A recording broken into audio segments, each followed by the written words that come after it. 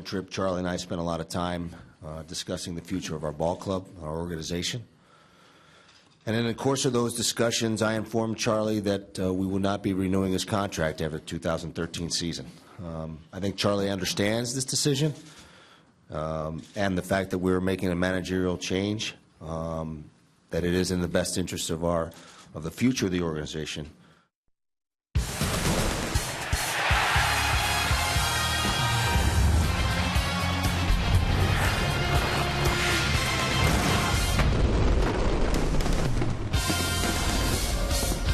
If you know Charlie Manuel as a person, one of the greatest things that he likes to do is win. And the parade back in 2008 certainly showed that. He was so proud walking around with that World Series trophy. He was proud the other night when Carlos Ruiz presented him with the base with the 1,000th victory. And at least for the moment, that's where Charlie Manuel's career will end, with 1,000 managerial wins. Because today, the Phillies announced that they have made a change. After nearly 9 seasons as the manager of the Phillies, Charlie Manuel, the all-time winningest manager in franchise history, such a great resume of postseason success, has handed things over to Ryne Sandberg, his third base coach.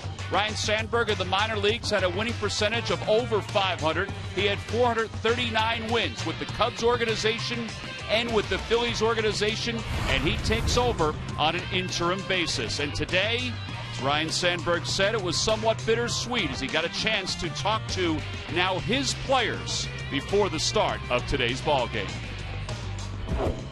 Hi, everybody. I'm Tom McCarthy along with Chris Wheeler. This is a bittersweet day for everyone in the Phillies organization, not only the front office members, the game day employees, all those people that cover the Philadelphia Phillies and have covered them for the last 9 years, because Charlie Manuel is officially out as the manager. And it's a pretty tough day here at Citizens Bank Park. Yeah, it is, Tom, because Charlie Manuel is always respectful of everybody. He made all of our jobs a lot easier. He's a great baseball guy, and you know how much time we spent and talked the game with him, talked about life with him. He had so many great stories all the time. And, you know, he's just going to be one of those guys you miss. I think fans have to understand, too, how much he loved the fans in this town.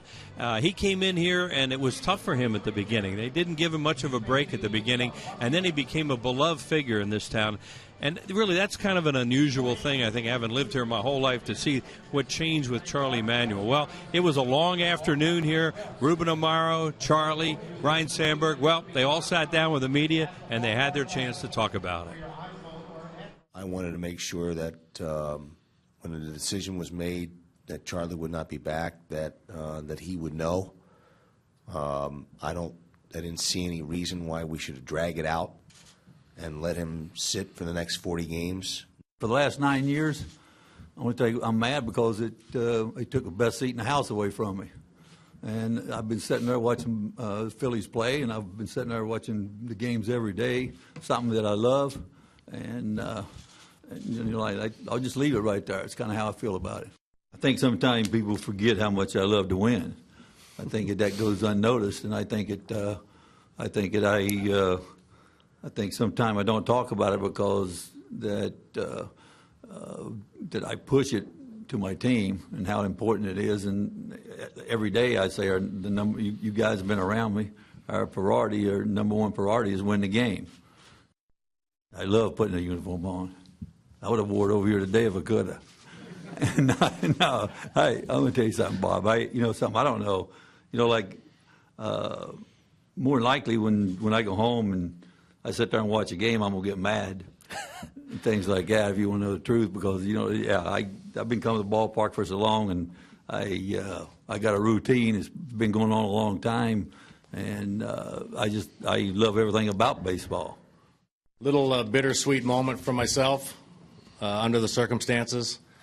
I got the honor and privilege to be hired this year by Charlie Manuel to be on his staff. A goal of mine 7 years ago when I got into managing the minor leagues with the Cubs was to get back to the major league level. Being the interim manager, I think my main job will be to remind the players that they are major league players. They're getting paid very well, and they have a job to play out the 42 games because they're meaningful games. Well, that job begins again tonight for all of the players who, too, had a busy day, and now they get set for baseball. Ryne Sandberg's first day as the manager of the Philadelphia Phillies. We'll be back after this.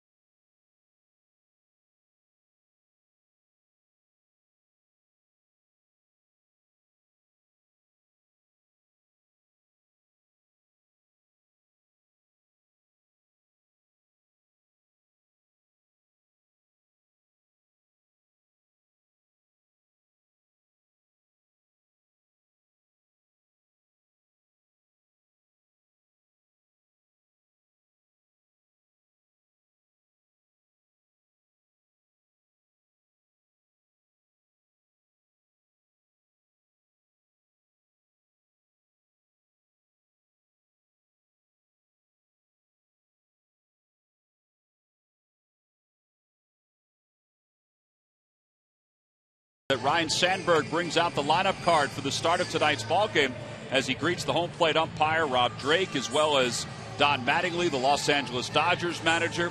This is his the first day of his managerial career in the big leagues. Hey, let's take a look at the Dodgers lineup for tonight. It's brought to you by Xfinity, your home for the most live sports. Leading it off in left field, Carl Crawford. Yasiel Puig, the center fielder, bats second. Adrian Gonzalez hits third, followed by Hanley Ramirez and Scott Van Slyke. Juan Uribe hits sixth. The bottom third of A.J. Ellis, Mark Ellis, and Zach Greinke. And they'll face Phillies left-hander Cliff Lee. Lee is ready to go, so is Carl Crawford, and the first pitch is over for a strike. Lee 10-5 this year, an earned run average of 3.18. That ball is rocketed to right field. One away. Carl Crawford's really been hot for them lately. He's a guy who's been hurt, it seems like, for the last 3 years since he's been with Boston and then with the Dodgers. But when he's healthy, he's one of the best players in baseball. He had great numbers and great years with the Rays, and he's really helping them right now. As we look at Cliff Lee and his 22 starts, real good numbers overall, very few walks. Left-handed hitters, 255 against him, and only one of the 16 home runs that he has allowed this year have come to a left-handed hitter. Take a look at the scouting report on Cliff Lee. 2-1 against the Dodgers. Yeah, he just tries to control the tempo of the game, and that's the number one thing with him. Here's Puig, who has had such an amazing start to his big league career. Overall hitting .368 with 11 home runs and 27 runs batted in. Well, this resurrection, and it is amazing when the Dodgers had really started when this guy joined them. I mean, so many other things have happened that get them off on this incredible run they're on right now, but it'd be hard to underestimate how important it was to Don Mattingly that what Puig brought to their ball club. It's partly why most people think he is a runaway for the Rookie of the Year this season, even though he hasn't been here the whole year. 1 ball and 2 strikes. Well, the irony of Ryne Sandberg bringing the lineup card out and Mattingly standing there is unbelievable, because he was fired several times this year by the national media and people in Los Angeles. Curveball hit foul toward the Dodgers dugout. They were off to just a horrible start, and they were a 500 team at the All-Star break, and they were on the rise at that point. Ryne Sandberg with Mick Billmeyer in the dugout. 1 ball and 2 strikes to Puig. Ground ball right side. Chase Utley charges. Ball stayed down a little bit, and there are 2 outs. And that'll bring Adrian Gonzalez to the plate. Adrian Gonzalez is another guy, like Crawford and Beckett, who's hurt and not playing, but they came over from Boston in that deal that got the Red Sox out from under the incredible salaries that they had with 3 guys that didn't work out for them. And that just doesn't happen nowadays. Well, for the Dodgers, though, 2 of the 3 guys are working out for the most part. Gonzalez more so than Crawford and Beckett. Gonzalez lifetime 14 home runs against the Phillies. First pitch is over at the knees. It's 0-1. He's fired a few out of this yard to left center field too. He was a lot of an opposite field hitter. Still playing him that way. He pulls sometimes, or even maybe a little bit more than he used to, but he used to hammer the ball to left and left center. Ground ball foul past Davey Lopes in the first base coach's box. 0-2. There's Davey. Davey was as surprised as anyone today when he came to the ballpark and heard that Charlie was no longer the manager of the Phillies. He has a lot of affection for Charlie. He really enjoyed his time here with him. Out towards second, caught out of the air by Utley. And that's a 10-pitch first inning for Cliff Lee. Nothing across for the Dodgers. We go to the bottom of the first. It's the Dodgers nothing and the Phillies coming up.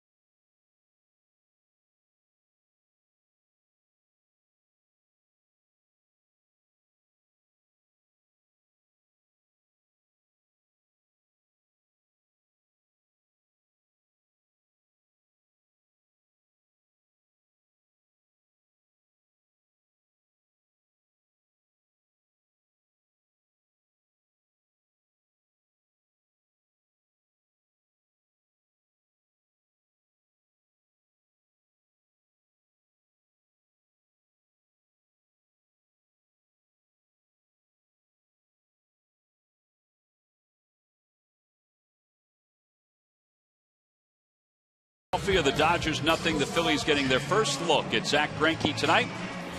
Let's take a look at the Phillies starting lineup. It's brought to you by Xfinity, your home for the most live sports. Leading it off at shortstop, Jimmy Rollins.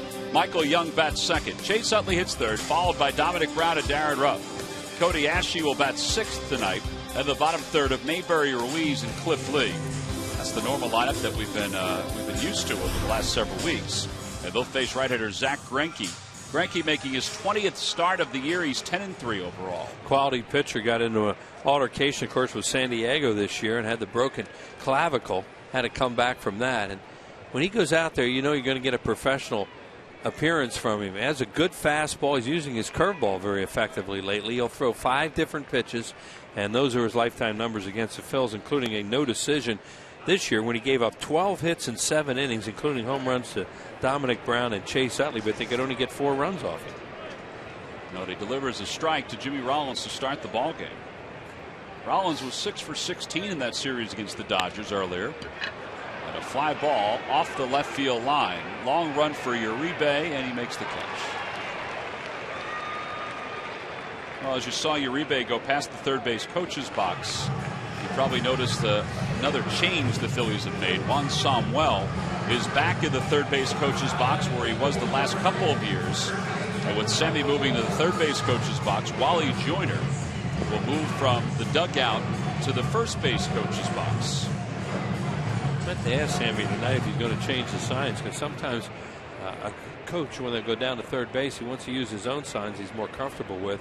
But a lot of times they don't like to change in midstream like this when the guys are used to certain signs. Well, I will say that, Charlie said last week we were doing a segment on his TV show, and he said that they do change them quite often. So Well, what they'll do is change the indicator normally. And, you know, it's, whether or not they change them overall, I don't know that. But normally they'll just change the indicator, especially if you have a player that played for your team happens to come back into town. 1 ball, 1 strike to Michael Young. Young 4 for 20 on the most recent road trip. He has 9 career hits against Greinke. And that one's back to the screen, 1-2. Yeah, he faced him a lot in the American League. Greinke, tremendous career Cy Young Award winner with Kansas City.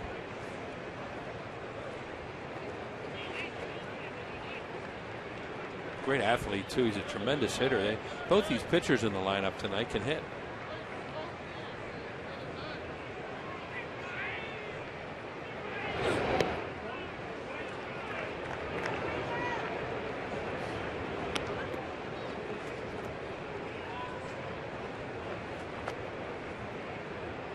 See Greinke's numbers over his last 8 starts. He's pitched 2 other games here at Citizens Bank Park. He's 0-1 with an earned run average of 2.77.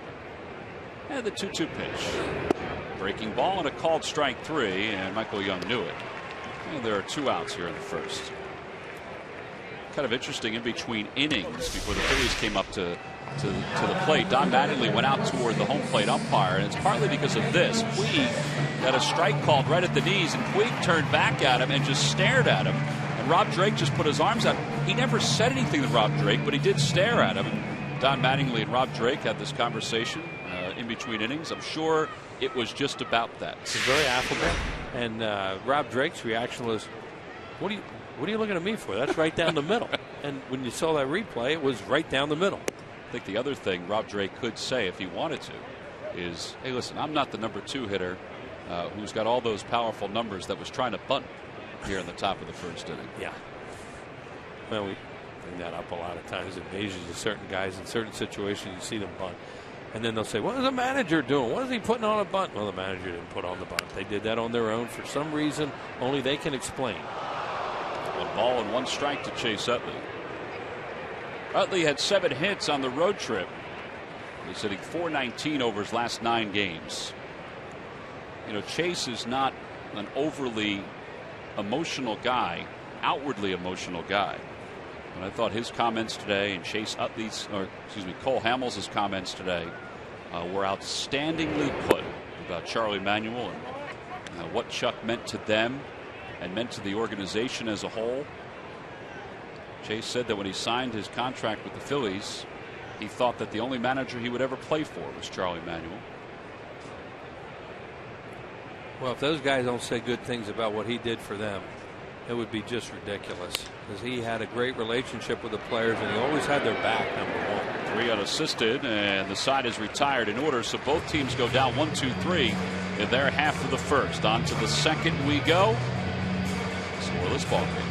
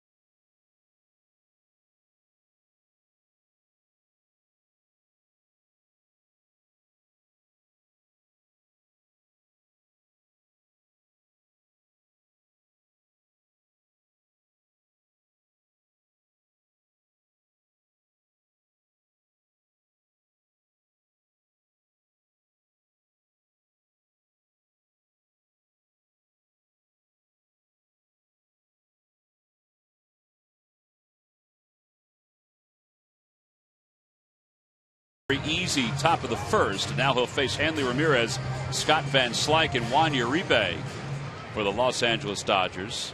Joining us up here in the booth is Ruben Amaro, the general manager of the Philadelphia Phillies. It's never an easy day when you have to make a managerial change, Ruben. I know it's been a long day for you, and the way you and Charlie described it today, it seems like it's been a long few days for the two of you guys. Yeah, T-Mac, it's a very difficult day, I think, for the organization and for me personally, obviously, with the relationship that I have with Charlie and will continue to have with Charlie. We had a lot of discussions over the last several days, and out of those discussions, it was pretty clear after I talked to Charlie and let him know that we would probably not be bringing him back after the 2013 season as our manager. We had continued discussions about it, and felt like this was the right time to make a change.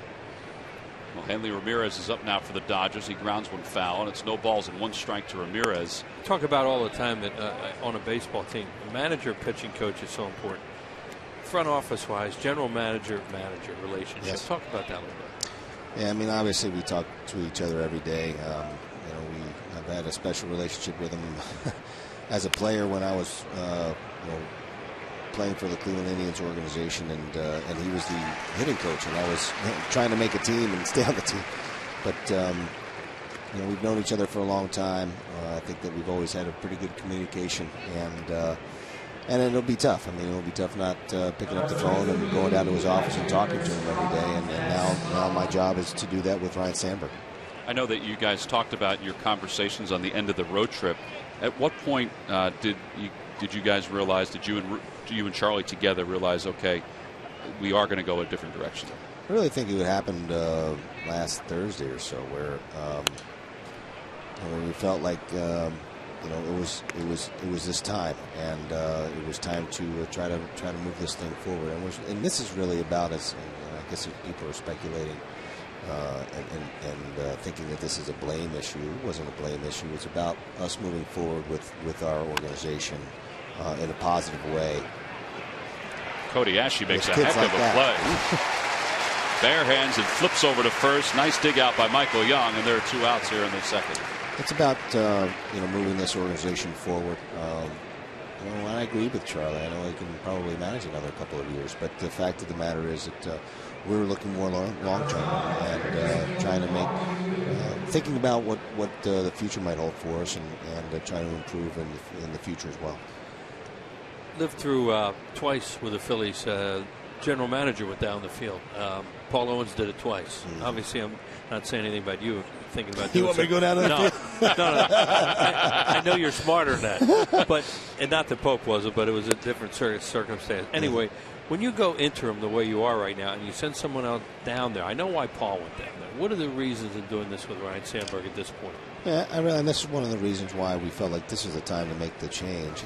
It gives us an opportunity to see how Ryne Sandberg handles being a big league manager. I think he's done a lot of things in his career and has shown us, at least in his minor league career with us, and that he has the tools to be able to be a good manager. Now we'll find out how he reacts to it, and I think that's an important element of this decision.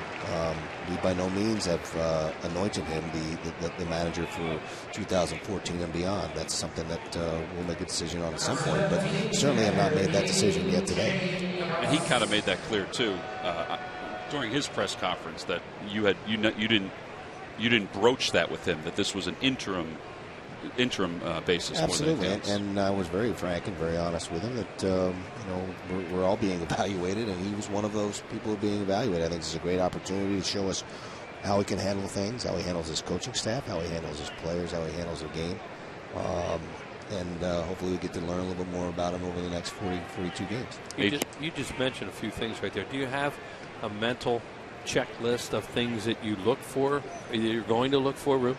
Yeah, and as I mentioned, I think the way that he handles himself on a day-to-day basis, the communication he has with me, the communication he has with his players and his staff, those are all things, how he handles the game, how he runs the game. Those are all parts and elements of what what we will evaluate as the games wear on. I do not, and I've told him this, I do not believe in him waving a magic wand and all of a sudden us being a 700 club for the last 42 games.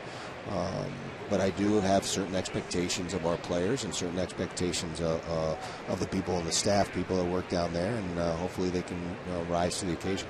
Ruben, how much of a decision was this a group effort for you and the folks that work with you and the other components of the front office? Oh, I mean, clearly we have our advisors and the people that work, my assistants, and David Montgomery obviously was clearly brought into the fold, and we had these discussions.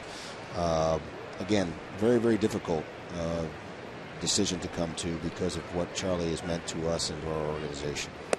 Well, that's the other thing, too, that folks talked about, that this was Charlie's day to sort of reflect on what he did for this city and this organization. You grew up a Phillies fan. You grew up in this organization. You kind of know the timetable and what he was able to do in his 9 years here in Philadelphia. No, extraordinary. I mean, there's nothing you can say about what he did and what he helped our organization achieve over the last several years. And he deserves a lot of credit for that, and will continue to get it, particularly from me and from the people in this organization. He deserves it. We just felt like for the future and the well-being of our organization that it was time to make a change, and we made it. I know a lot of players even talked today. Chase Utley, Cole Hamels. I thought their quotes were outstanding. Where they took the responsibility on their shoulders too, saying that and Chase said this: if we don't look at it that way, we have to take this 100% personally. As Cody Ashley will record the last out here in the second. Well, Ruben, we know it's a tough decision and we know it's a tough day, and we will catch up with you again down the road. Thanks. All right, Ruben Amaro, the Phillies general manager, joining us up here in the booth. The Phils and the Dodgers scoreless as we go to the bottom of the second, and as Ruben talked about and Charlie talked about today, Charlie loved to win, and that was the penultimate right there, the 2008 World Series parade.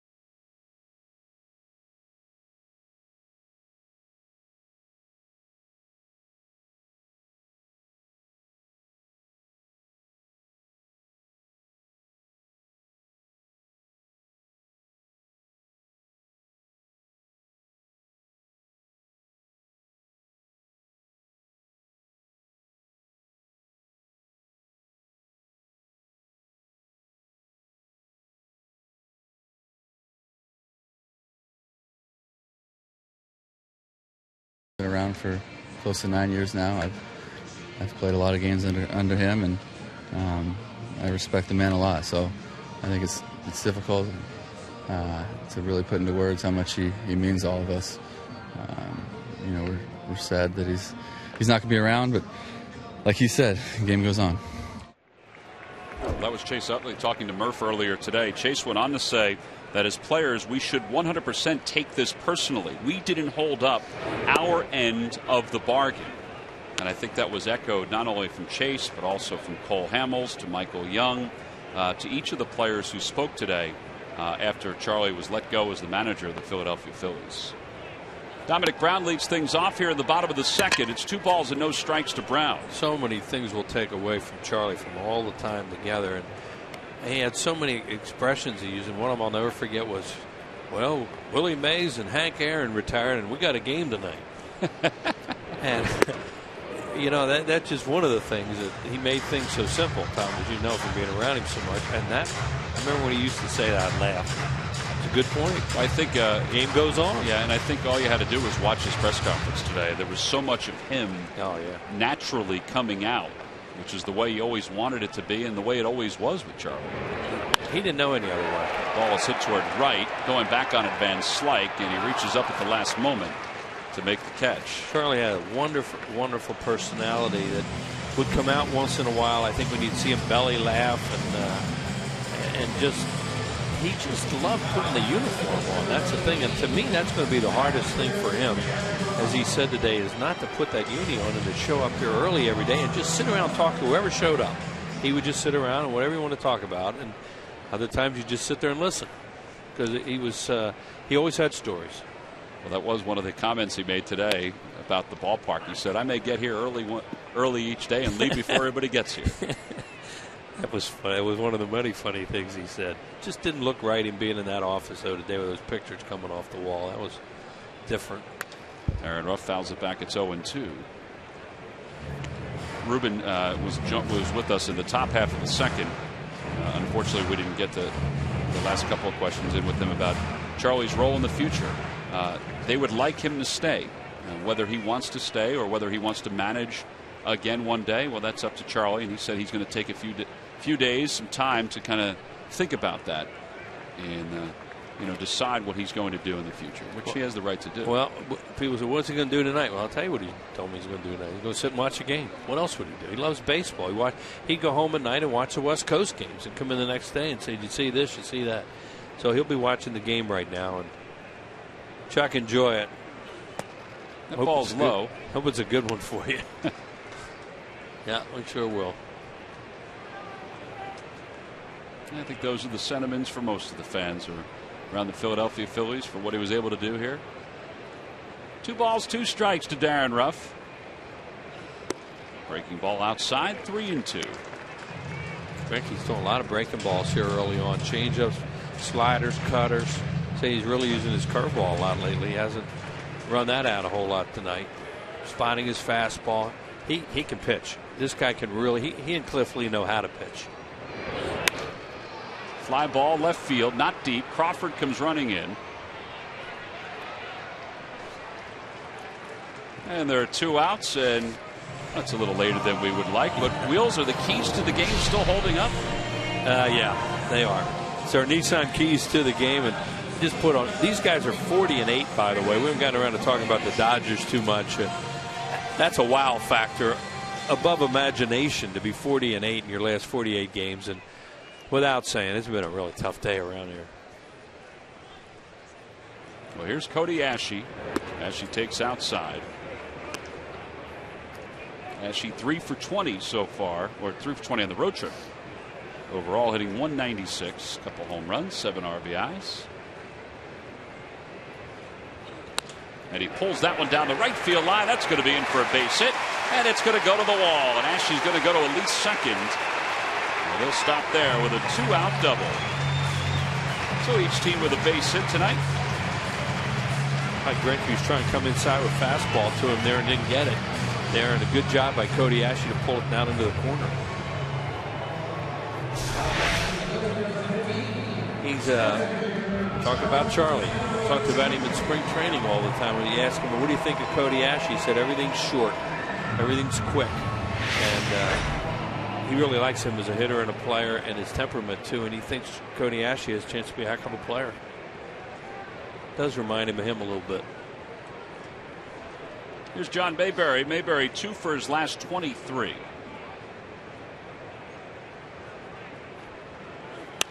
Off the end of the bat. And it'll pop up to the right side. Mark Ellis is under it. And the side is retired. No runs, 1 hit, and 1 man left. We've played 2 on to the 3rd here in Philadelphia.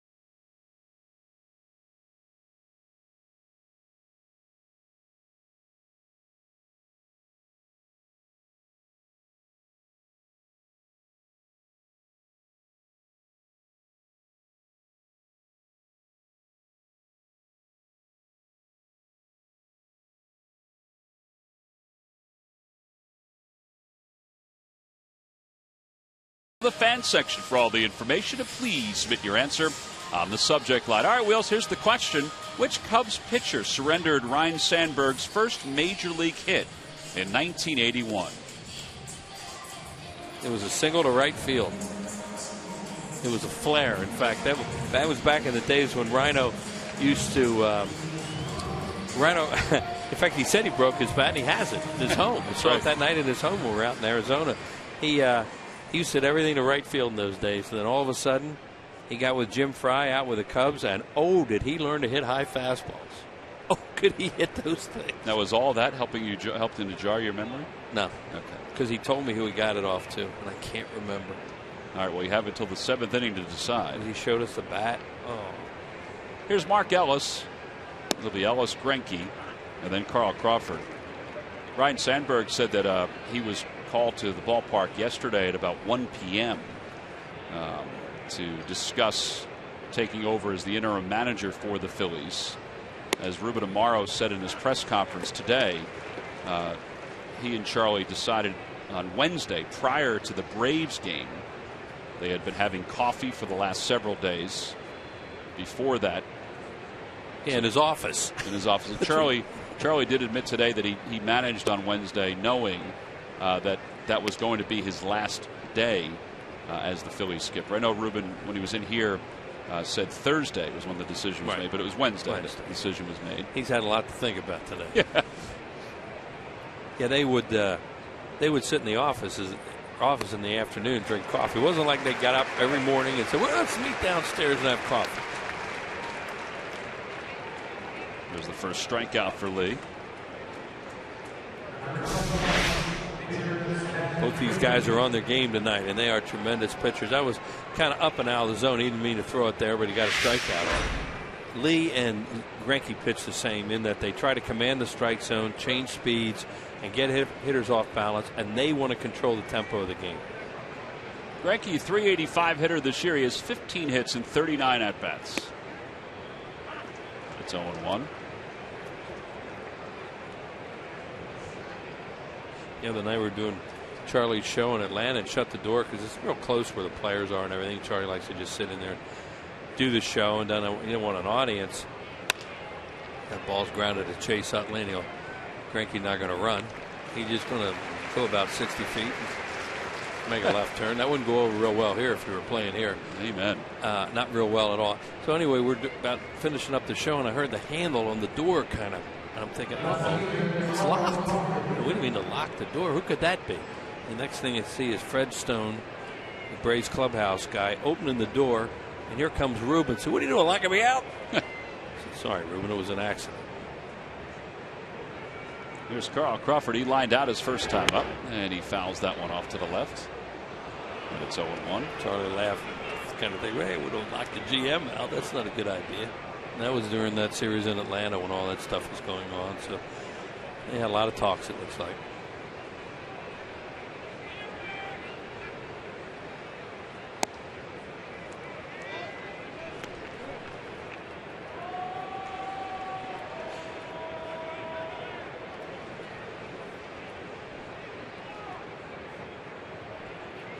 One pitch.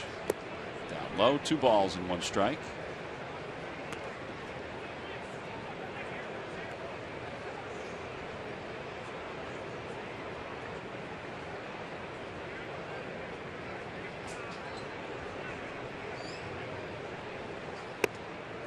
A little high, and it's 3-1. That pitch didn't miss by much, but just enough. We had a tough game last time when he just ran out of gas. It was a week ago. It was in on Saturday night in Washington. Yeah. He ran out of gas after 6 innings, and the bullpen gave it up. Much nicer night here tonight, temperature-wise.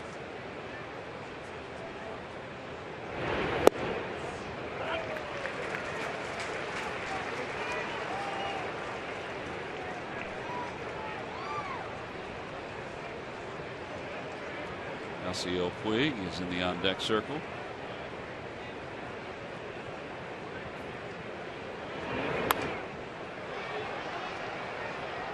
Cliff Lee has actually lost 6 of his last 7 outings dating back to June 18th.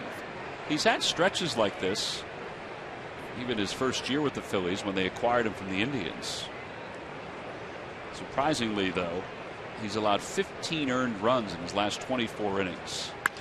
But when he comes out of those stretches, he usually finds it for a while, and he found that baseball just past the mound and was able to throw out a speedy Carl Crawford. So just one hit allowed through 3 for Cliff Lee. We go to the bottom of the third. It'll be Ruiz, Lee, and at the top of the order.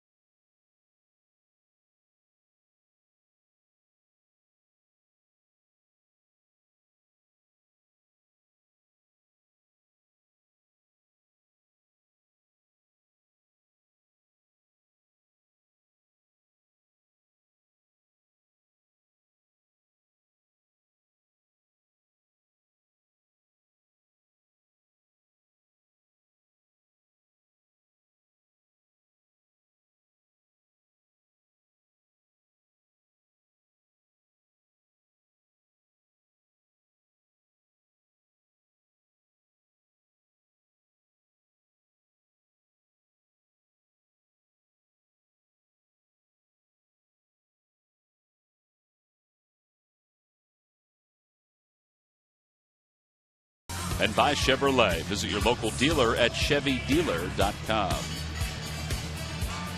Bottom of the third, Dodgers nothing, Phillies nothing. Carlos Ruiz will head to the plate. It'll be Ruiz, Cliff Lee, and then Jimmy Rollins.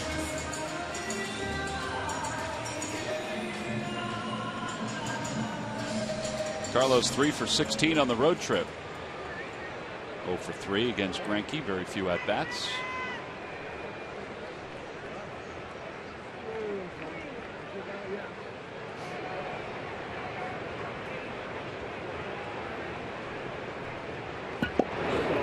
Pitch is outside and low, 1-0. They really hit Greinke hard in that game out of Dodger Stadium. Hit him all over the place. He just couldn't score runs off it. Yes, 7 innings, 12 hits, 4 runs, 1 walk, 5 strikeouts. There's a grounder towards short, bobbled by Ramirez, and still he had time to make it a close play, but Ruiz is safe at first. The score that they said base hit, but I could be. No, that has to be. Yeah, that has to be there. Yeah, because this is a routine ground ball that he kicks, and then he does a tremendous job of getting to it and throwing it. Ruiz not running real well down the line. He almost gets him. That's an E6. Yeah, that's what they did score. I heard something. I thought I heard base hit. Yeah. And Gonzalez is so good down there, picking him out of the dirt. Mike McConey, who's a very fine official scorer, is scoring tonight. Cliff Lee most likely up there to try to butt Ruiz into scoring position. Uribe, the third baseman, comes charging in. Oh, showed bunt and pulled it back. He was going to try to take a hack. Boy, he threw him a great pitch to bunt too. He threw a big old overhand hook. What was that curve? 66 miles per hour on that curveball. It looked really slow. But that's an easy pitch to bunt because it's going down already.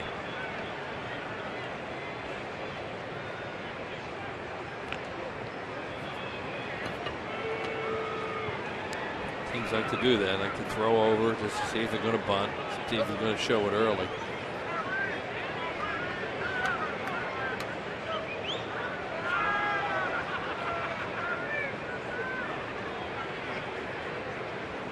And he does bunt toward third. He's got a clear path to second.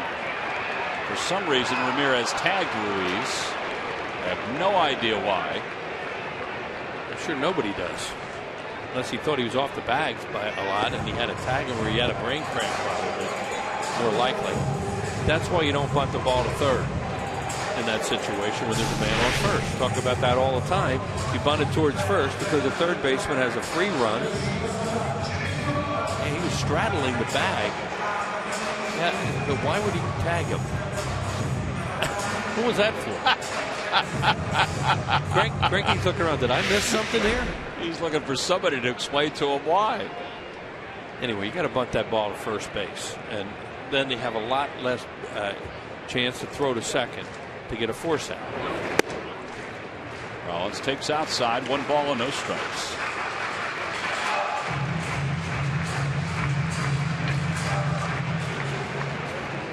Rollins popped out to third base into foul territory his first time up. It's always fun when you see their reaction down there when you feel the same way up here, and they know what they're doing. Allegedly. In all honesty, Ruiz was almost safe because he tagged. Did he tag him? Yeah. Because he's straddling the bag down there. It didn't look like he was in contact with the bag with either foot.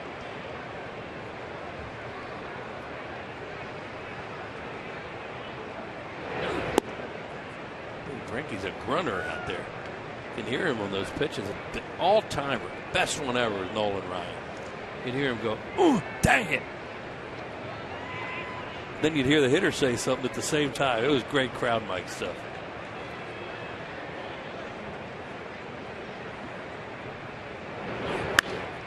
Fly ball left center field. Carl Crawford will give way to Puig, who makes the catch casually. 2 outs. Michael Young's coming up. Let's check in with Greg Murphy. Murphy, you got a chance to hear some of the players' reactions today? Yeah, I did, Tom. And, it was very interesting. What struck me when the players were talking about their old manager, Charlie Manuel, was that most of them started off not talking so much about baseball and his managerial ability in the dugout, but just about what kind of guy he was. Cole Hamels went as far as to say that he's a father figure to many of the guys inside that clubhouse. You heard what Chase had to say. What struck me was that these guys really appreciated Charlie at every level, and how much he was able to do for them, both on the field and off the field. And, a lot of them, as Cliff Lee just gets back, and Gonzalez can't believe it. Murph, you got to yell back next time. Yes, I will. I got to multitask better. But, it was more about Charlie Manuel, the man. And, we've all gotten a chance to know the man a little bit, and it certainly is what strikes you with him, that he is such a good person. And that's what the guys talked about first and foremost. Michael Young, the batter, with 2 outs, another throw over. Lee does not have that big of a lead. I think he always thought Murph was important, and I know you talked about him. He would say something to you. He liked to walk through the clubhouse at different times and just say hi to guys. Just look at him, give him a little needle, some kind of a line to let him know that he was thinking about him, wanted a personal touch. Yeah, and those kind of things, it may sound small, but it's really not for these guys. They spend so much time together, whether it be inside that clubhouse or on a bus or on the airplane, and they obviously become very close. But to know that your manager's looking after you, not just in a baseball standpoint, but also about their families and what's going on in their everyday lives, it means a lot to these guys. And Charlie certainly was good at that. Well, he understood, having played as long as he did. That's a great play by Uribe. That there's a lot of paranoia that goes on in a major league clubhouse, and they need attention down there. They have to have it. And more that's happening as the years go by. 3 in the books here in South Philadelphia. We go to the 4th.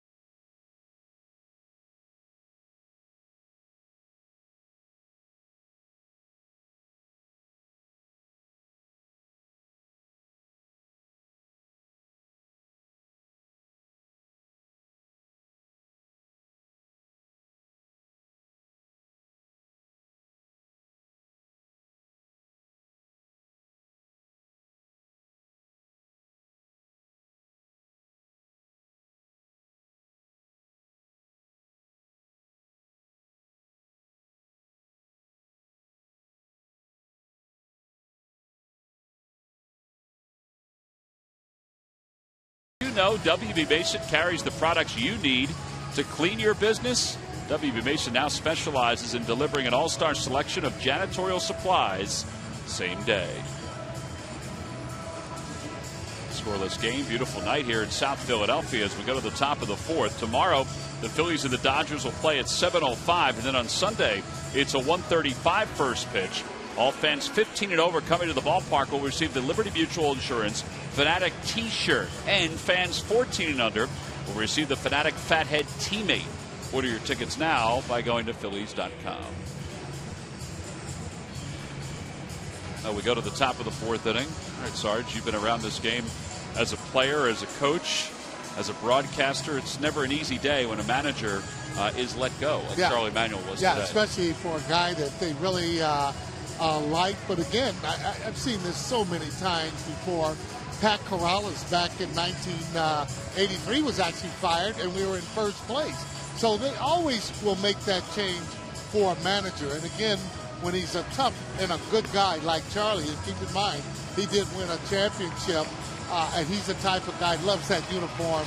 And I would think, for me, you're going to see him back in the uniform somewhere next year. Well, it's funny you say, we've been saying what a great guy he is, the stories he tells, all this other stuff. But as he said today, sometimes people forget his favorite thing is to win. Right. I mean, we know that just from being around him, but that's what he wanted to do, and he won 1,000 games as a manager in the big leagues. Yasiel Puig will lead it off. It'll be Puig, Gonzalez, and Ramirez against Cliff Lee here at the top of the fourth. Puig grounded out his first time up, softly his second. And a curveball that drops inside. It's 1-0. Well, you want your team to really take on your personality. Rhino has changed from a player, from a coach, and then to a manager. And he talked earlier in the press conference about being able to get the best ability out of players. That's what it's all about for a manager. If you can get the best ability out of those guys and get them on the same page, you have a team. Again, the guy's not hustling. Rhino wasn't a player that you had to second guess and worry about whether or not he was hustling or not. There's a fly ball to center. Mayberry makes the catch, 1 out. Well, to Sandberg's credit, he was asked about the Phillies' play on the field, and so was Charlie. And Charlie could not look past the 4-19 record. But as we said, Sandberg was asked about the play on the field, and this is what he had to say. I just think that there needs to be a different energy level that's shown. The guys have been very good with the coaches as far as preparing for the game. The guys do what they have to do to be ready to play every single day. But you never know what they're thinking at this time. But I think they need to be reminded that I think there have been signs of lackadaisical play, and getting the players reinterested in these games, reminding them that they are meaningful games, I think will be part of the order.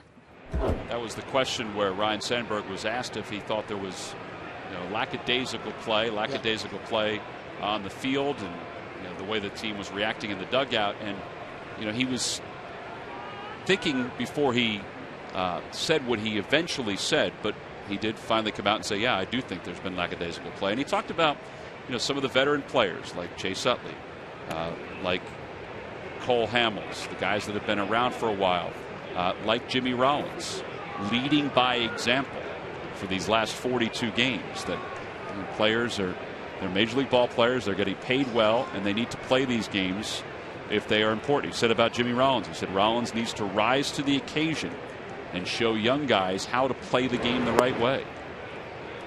Well, you got to be able to hustle if you're going to do that. And again, he talked about leaders. You don't make a player a leader. Leader, it's more so by respect. And again, you're almost kind of born with it, if you will, where you've been doing that just about your whole life. All of a sudden, for someone to say, okay, hey, we need you to be a leader. Rhino was not that type of a player, rah-rah guy. He led by example on the field, but he was more of a quiet type of a player. As a manager, I mean, you can tell by his record 2 times manager of the year, but he's been kicked out of some ball games. And again, that's how you end up getting respect from your players, by going out and actually fighting for them on different situations. Ramirez smokes one deep to left field, and the Dodgers will have the lead. It's a 2-run home run for Hanley Ramirez, his 12th of the year. 2-0 Los Angeles.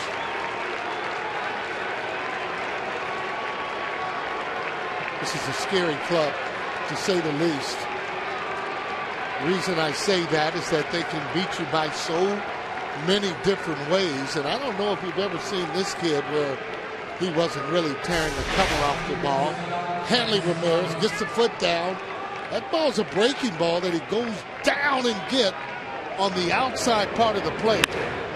When he hits it, didn't get out by much, but he knew he had enough. Just the way he went into his home run trot. There's Scott Van Slyke, who grounded out his first time up. Well, Hanley Ramirez doesn't always show up to play every day, but when he does, he is a talented kid. Swing and a miss, 0-2.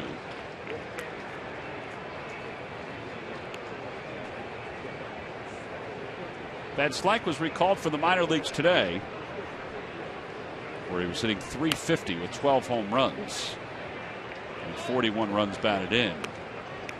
This is his 4th stint with the Dodgers. Easy to get up there, most difficult to be able to stay, and not only just stay, to get yourself a position that you can maintain for a while. And a cutter called strike 3. 2 outs, second strikeout for Lee. It'll be Uribe to the plate.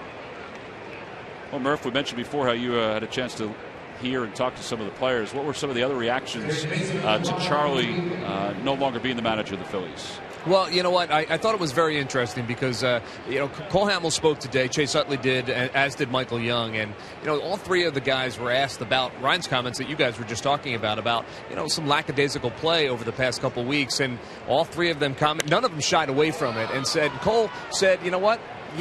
Yeah, he's seen it too. And he said, and I'm as guilty as everybody else. And he said, as the 25 men in that clubhouse, they need to do a better job in not allowing that to happen. And it's interesting because, these are comments. Michael Young, we talked about it about a week ago, made comments about being a major leaguer and wearing that uniform with pride and going out every day and really playing that way. And it was no surprise to hear Chase Utley echo that today. It was no surprise to hear Ryne Sandberg echo that today. So, the players understand that they have some responsibility in the fact that Charlie Manuel is no longer their manager and that Ryne Sandberg now is, and they need to play the way that Ryan expects them to play day in and day out. 2 balls and 1 strike to Uribe. I agree with Murph. I don't think any of the players that were made available did back away from the question about the lackadaisical play. There's a liner to center. Mayberry going back. It's over his head, and it's off the wall. That ball was just zipped out there by Uribe. And Uribe now 2 for 2 with a single and a double. Yeah, he kind of misplayed that ball for me. First, when it was hit, he actually took a step or maybe 2 in, tried to get back. The line drives that are hit to you, you got to freeze to see exactly where they can go. Once you take that, you see there right there? Now he's starting to go back way too late. You can see how he's just throwing up his glove trying to get it. You got to be able to anticipate the ball that's going to come to you, every single guy that comes up there, and you got to be able to get good jumps if you're a good center fielder. And I played with one of the best in Gary Maddox and along with Bob Daniel.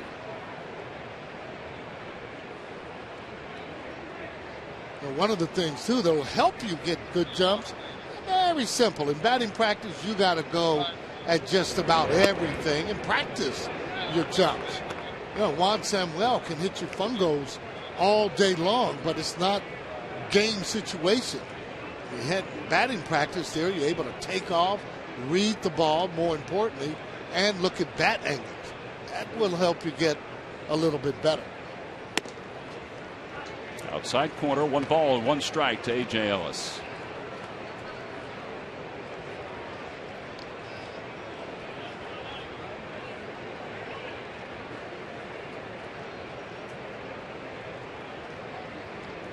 Ellis grounded out his first time up. And low, 2-1.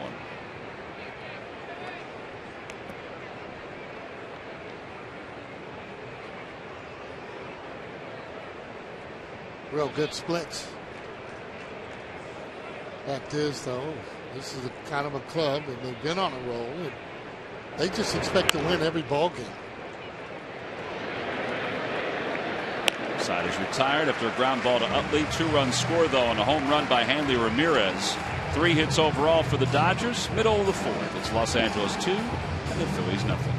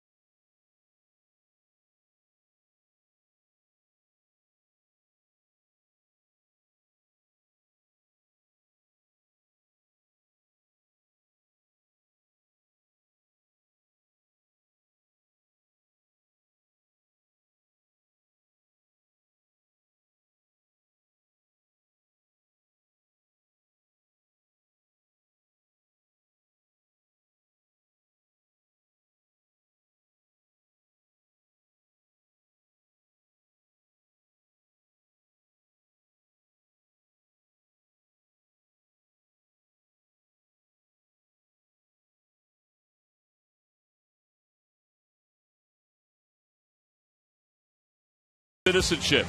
Isn't it time you experience good banking? Buy Nissan, and Nissan's bottom line sales event. Choose a better way to drive and save. Choose Nissan.com today. And buy the Pennsylvania Lottery. Benefits older Pennsylvanians every day.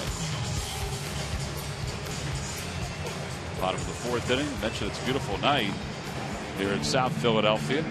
Maybe to enjoy your first game as a Phillies fan. At least the first few innings of your first game. Let's take a look at our Mazda leaders. Hall of Famers named managers. Luke Appling, inducted in 1964, managed for 40 games in 67. Ted Williams was inducted, of course, in 66. And managed the Senators and then the transition to the Rangers in 72. And Ryan Sandberg, who was inducted rightfully in 2005, named manager of the Phillies today. I think that speaks to how hard it is to be a great player and then to be a manager in the big leagues, or how it's perceived to be hard because it's hard to deal with imperfection. Yeah, I think for me, one of the things is that you'll have guys like Frank Robinson, for instance, and you're right, they feel that the game was so easy, their expectations are so high. Right. So it's difficult for them to manage. They know the game backwards and forward, but to manage a player, that's what you have to be able to do. Frank wasn't able to do it because he did it more on fear as opposed to respect. Right, and that graphic is managing your first game after your induction into the Hall of Fame. Frank Robinson managed his first game prior to his induction into the Hall of Fame, just to tie that up there. But I think your point is a good one. Utley takes the knees, 3-1. Utley grounded out his first time up. Plus, too, I mean, you look at a lot of Hall of Famers and really great players. One of the reasons that they don't go into it is that they don't like paying their dues going to the minor leagues. Sandberg did that. And as he said, it was time well spent being down in the minor leagues. Give you another chance to look at it. At the time of their Major League managerial debut, these three had already been inducted into baseball's Hall of Fame. All other Hall of Famers who went on to manage, like a Frank Robinson, they started their managerial career prior to their induction into the Hall of Fame. Dominic Brown 0 for 1. 1 ball, no strikes.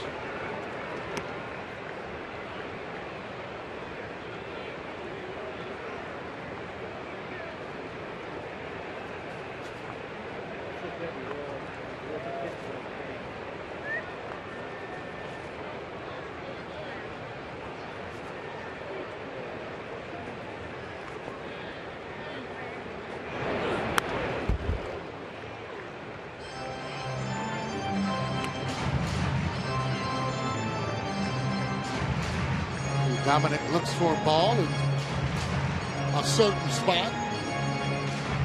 He will let it go. He's going to get better as time goes on and recognizing balls on the outside part of the plate to drive those. And he's done a heck of a job this year being able to pull a lot of those home runs.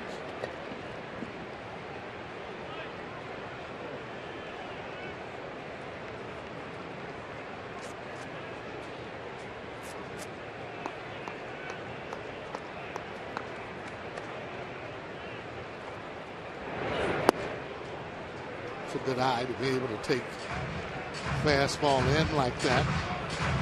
Greinke's the type of pitcher, though, that will test your skills because he has all the pitches. Fastball, curveball, cutter, slider, and knows how to pitch. Keeps that ball in and out, up and down.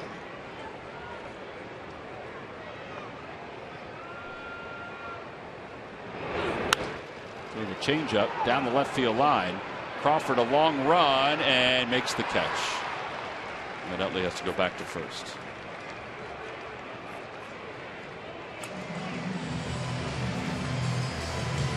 This Monday, the Phillies will start a 4-game series with the Colorado Rockies. It's a Hatfield Dollar Dog Night on Monday night. Wednesday, all fans coming to the park will receive the Cole Hamels Bobble figurine, compliments of Pico.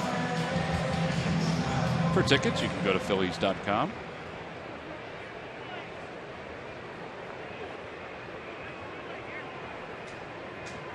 Darren Ruff fly to left his first time.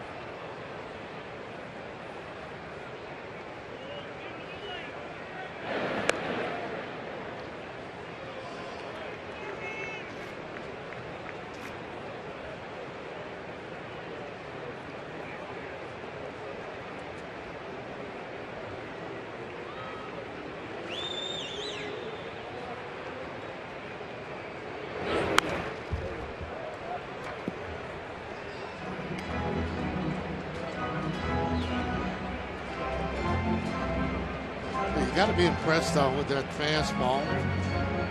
92, 95, and then that was 94.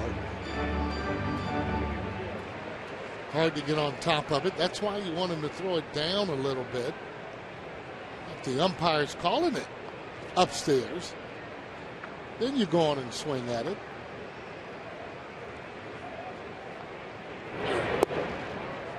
Threw him a breaking ball, and it's 1 ball and 1 strike.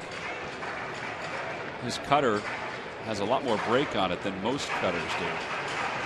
That was the cutter right there.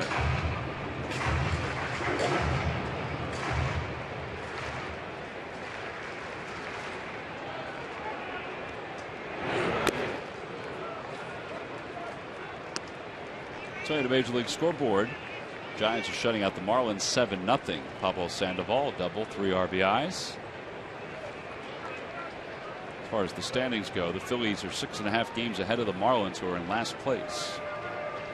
Giants are in last place in the West, 17 games back behind the Dodgers.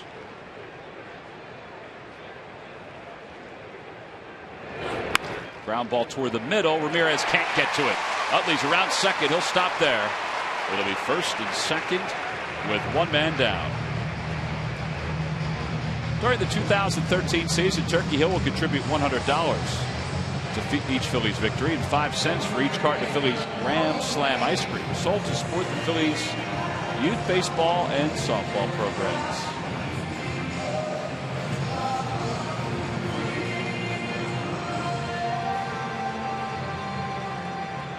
Ashe with his third double his last time up.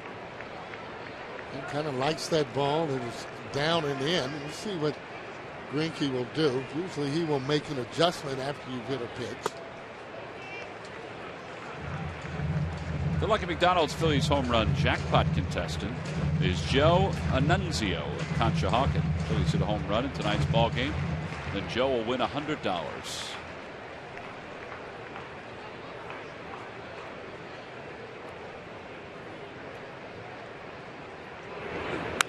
Pulls it toward the right side. On one hop, Ellis has it. Goes to second for one. That's all they'll get. Over to third goes Utley. Fielder's choice. And now John Mayberry's coming up.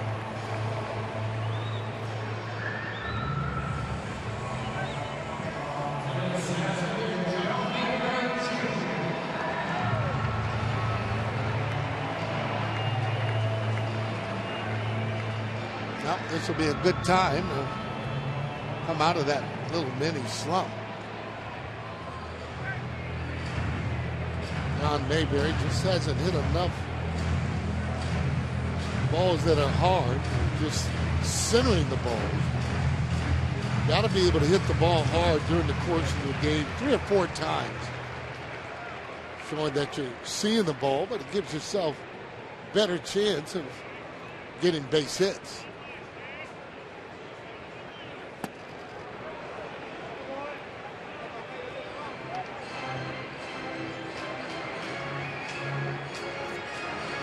A little more aggressive on that first pitch fastball. Talking to Steve Henderson about him, they are trying to get him to be more aggressive, but a lot of times that has to come from the player too. You got to want to be able to go up and get hits. Then pitchers should not be able to get you out the same way every time.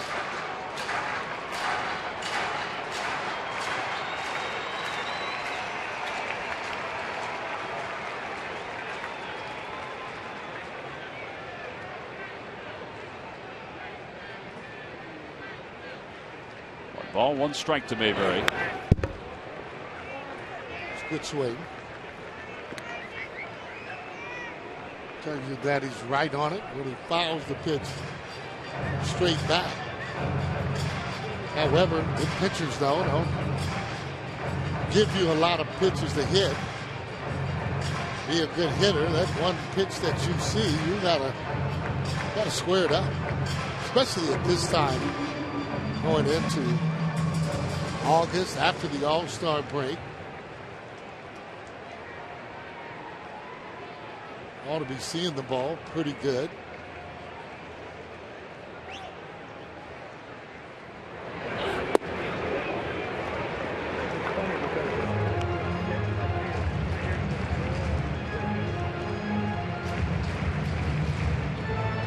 Rick Cuddycutt, the pitching coach for the Dodgers.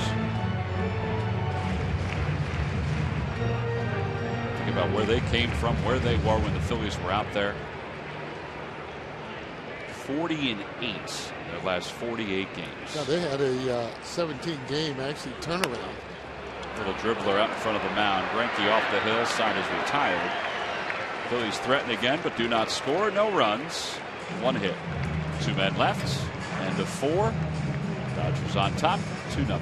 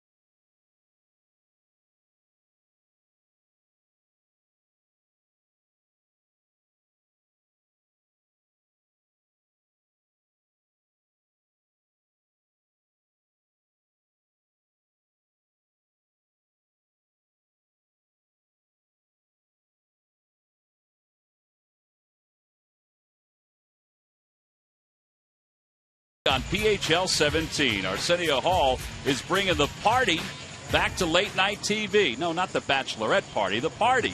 The Arsenio Hall Show premieres September 9th at 11 p.m. right here on PHL 17.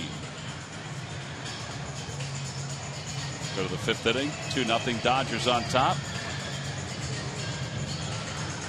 It'll be Mark Ellis, Zach Greinke, and Carl Crawford against Cliff Lee.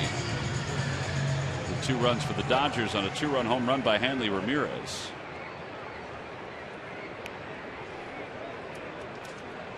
Mark Ellis struck out his first time up.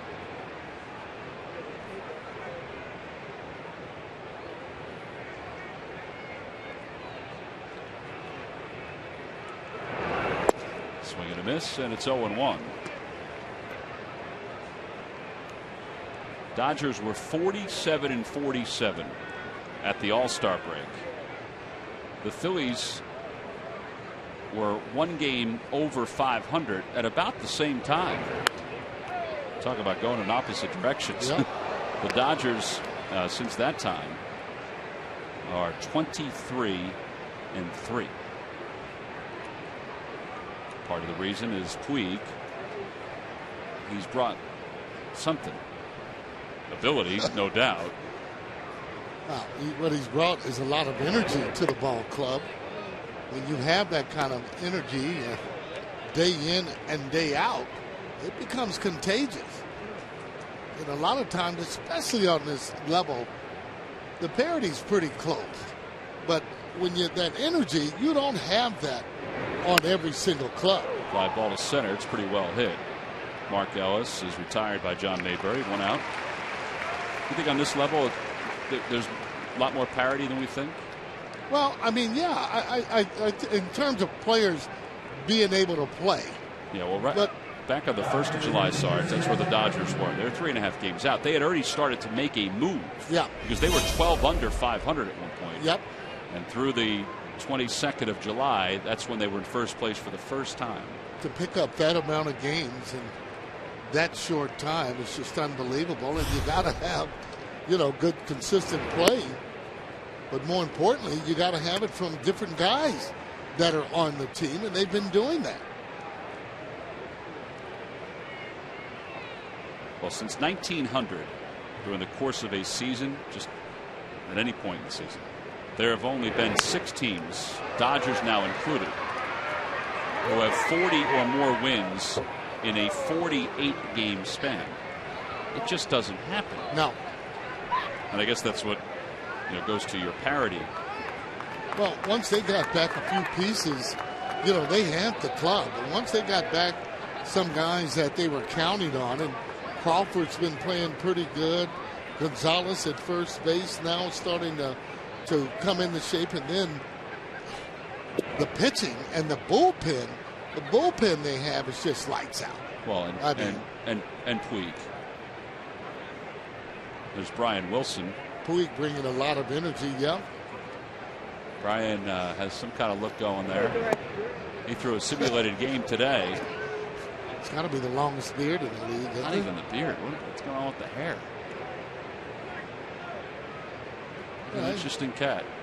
Relievers, I guess they try and be a little bit scary at times. 3-1 pitch. Out to center field. That's well hit. Mayberry, though, has room. There's Brian Wilson in his simulated game. That's Matt Kemp participating in the simulated game. Wilson coming back from Tommy John surgery.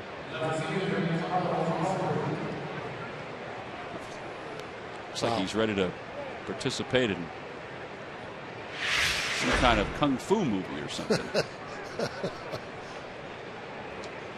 He was dominant with the Giants before the injury. Sure was.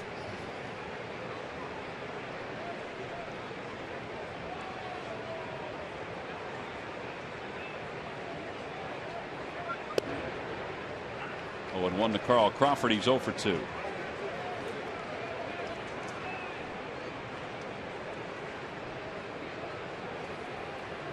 Coming into the game, he was hitting .293. He's a lifetime .295 hitter. And you can see he's right where he normally would be hitting. Injuries have slowed him down, and especially the running game. I used to be a pretty good runner.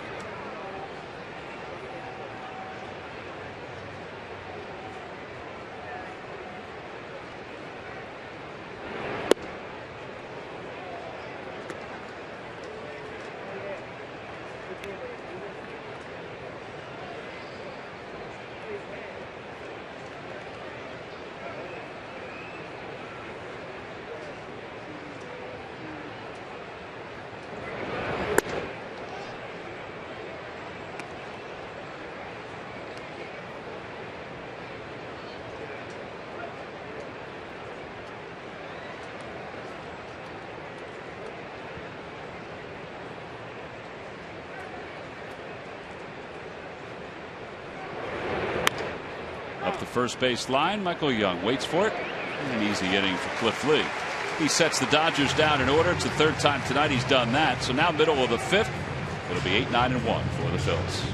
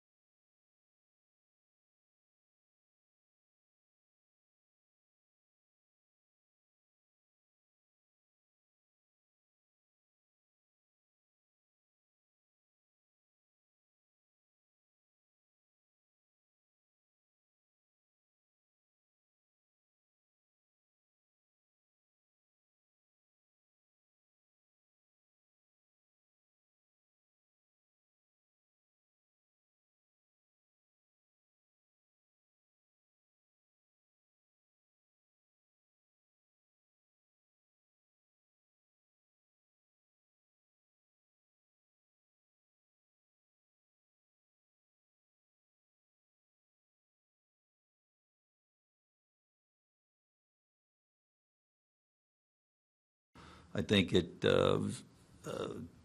Ryan Sandberg, who he is, he's a Hall of Fame player. He went back to the minor leagues and managed. I think that's tremendous. I think at where he's at, I think he definitely deserves a chance in to manage in the major leagues. And I think he'll be a real good manager. I think everything about him. I love talking baseball with him. Some of the things that Charlie talked about that you just heard, he emphasized the fact that Ryan went down to the minor leagues and rode the buses. And as Sandberg said, time well spent. And I think Charlie had a lot of respect for, has a lot of respect for him, not only because of the player that he was. I mean, you were his teammate. You know what kind of player he was. But the fact that he didn't just sit on those credentials and say, hey, I want to manage. He went down and rode the buses again and managed in the minor leagues. Yeah, Rhino, one of those players that believes that the most important thing, winning and playing for the name on the front of the uniform. Too many players are playing for the name on the back of the uniform. And Rhino was never, ever one of those kind of players. Just a great teammate. And obviously he would make a good manager because basically, even when he was playing, he was really managing there at times. Getting guys over. We were able to put on our own hit and runs.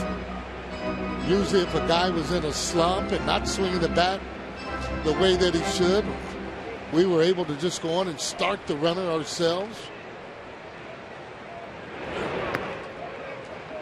Well, he did say that he does like action.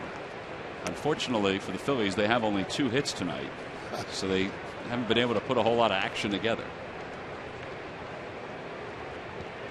Yeah, well, you got to have hits, walks, just smart hitting. Out toward right field.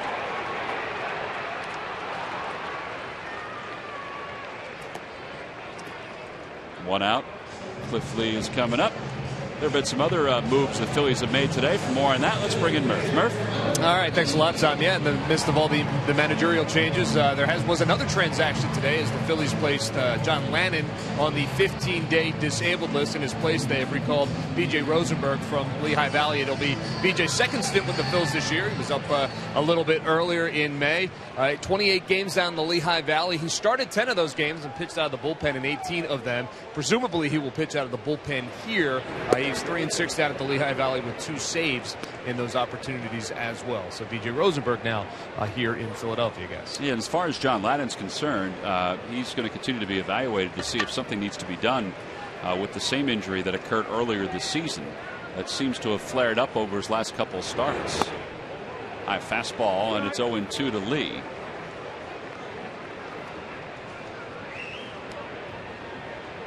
Lee tried to bunt his last time up, and Carlos Ruiz was thrown out at second base.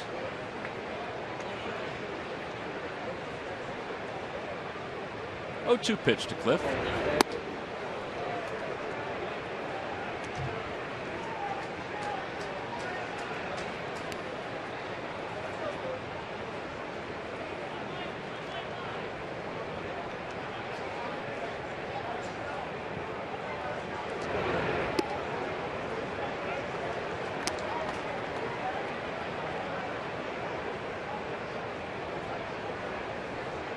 This guy really does try and set you up as a pitcher. Cutters in, curveballs. Missed the spot. Wanted to go down and away on that pitch.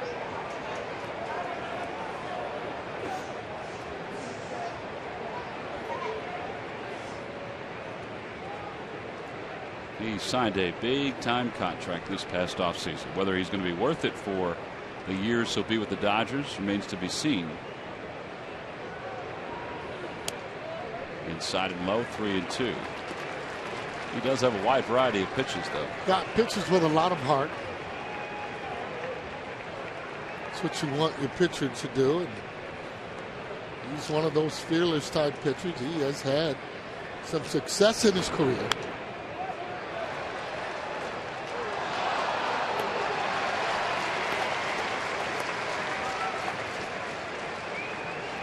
Now his boos went to claps after he picked it up. One of the fans actually hit his glove. He scrambled to get the ball.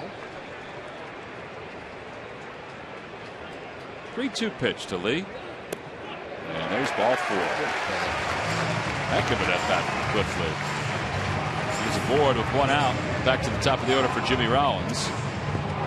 Our Mazda leaders, best National League record since 2005. And the Phillies are the leader. Ahead of the Cardinals, the Braves, the Dodgers, even the Brewers, who are just over the 500 mark.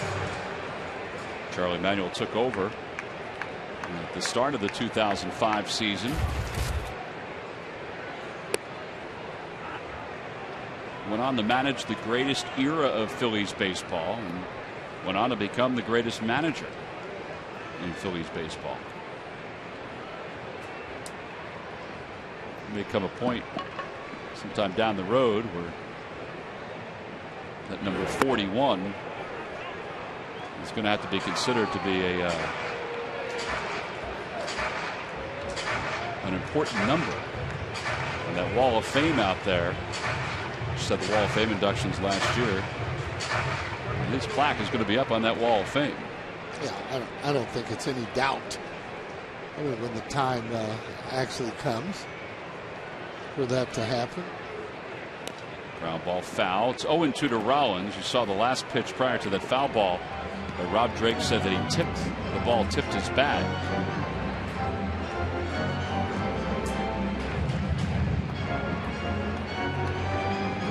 I think the veteran players on the team, with Charlie being fired, will probably hit home a little bit harder than it would for the younger players. And I say that because veteran players there have not only been with him longer, but really one of the reasons why he was let go, because the guys weren't playing up to their potential. That's why you got to be able to give your effort on a nightly basis, regardless of whether or not you're pitching. And really, Charlie only had 2 rules, just to be on time and to hustle. If you can't do that, something's not right with you.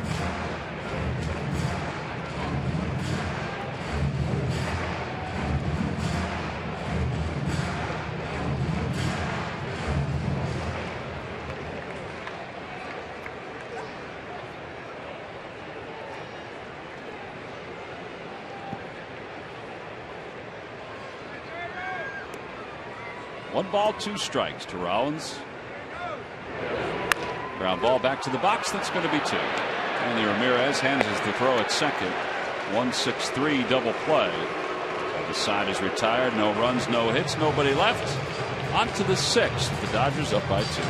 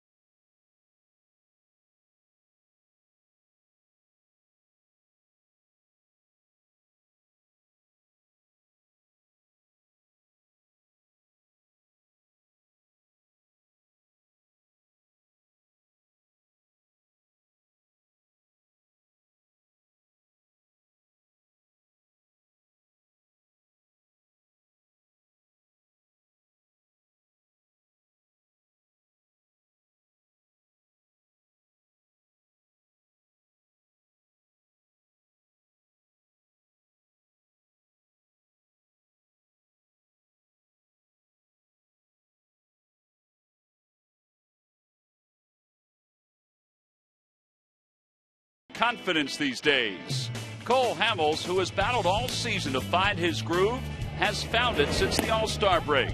With an ERA just over 2 in the second half, the Phillies left-hander has reached the level anticipated heading into 2013. Monday at Atlanta, Cole limited the Braves lineup to 6 hits, 1 run, and struck out 9 for his 13th career complete game. And also delivered Charlie Manuel career win number 1,000. Hamels has turned it up several notches. And it's brought to you by Independence Blue Cross. Live fearless. 2-0 Dodgers as we go to the top of the 6th inning. Cliff Lee has allowed just the 2-run home run so far. Cole Hamels, by the way, will next pitch on Sunday for the Phils. In fact, Kendrick will pitch tomorrow, then Hamels on Sunday. Well, Lee's looked pretty good so far, Sarge, except for that 2-run home run by Hanley Ramirez. That's been it, basically. And it wasn't all that bad of a pitch, to be quite frank. Ball was a curveball. It appeared, or something off speed, down and away. Yasiel Puig will be the leadoff batter for the Dodgers. This is what he's done since being brought up from the minors. 28 multi-hit games, 10 3-hit games. First player since Joe D. in 1936 to have 70 or more hits and 10 home runs in his first 50 MLB games. Wow. Those 70 hits are really impressive. Now he is stopping and chatting with Rob Drake, the home plate umpire. We talked earlier about how he just glared at Rob Drake after just the 3rd pitch of the game. Well, the kid's 22. He's got some hot dog in him, but he's got some great talent. But you'll learn that you want those umpires more so on your side than against you, but it's just a big, strong guy. Takes a big, strong swing at the first pitch. It's 0-1. Yeah, I think you got to crowd him when you pitch to him. in talking with Davey Loebs earlier the day, he's the one that talks about the energy and really credits Puig with the way that they've been actually able to win. Oh, and by the way, he just took over Ethier's job. Ethier had to move out of right field and went into the office and told him, hey, I'll play another position if it's okay. But this is where, again, he just actually took it and hustles all the time. Just all the time.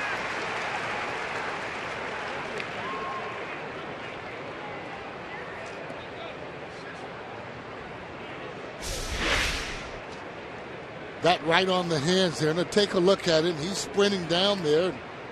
And let that gold chain get in the way. Might knock you out. Look out.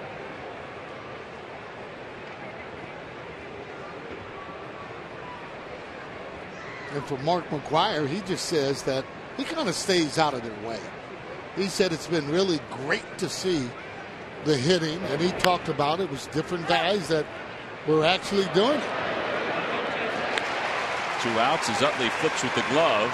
Good communication there, where I think Utley told Michael Young, I got it. Yeah. So Young peeled back to the first base bag. Right guy running. And Adrian Gonzalez, not a fast runner at all. Cliff making great pitches, tying up the hitters.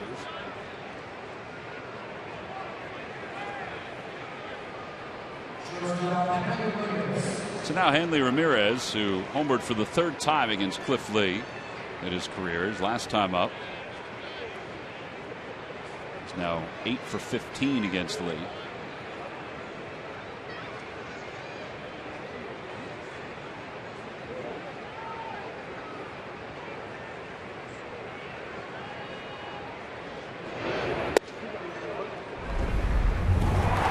Now here's the home run that I'm talking about. You can see toward the outside part of the plate, and oh yeah, he knew it was gone.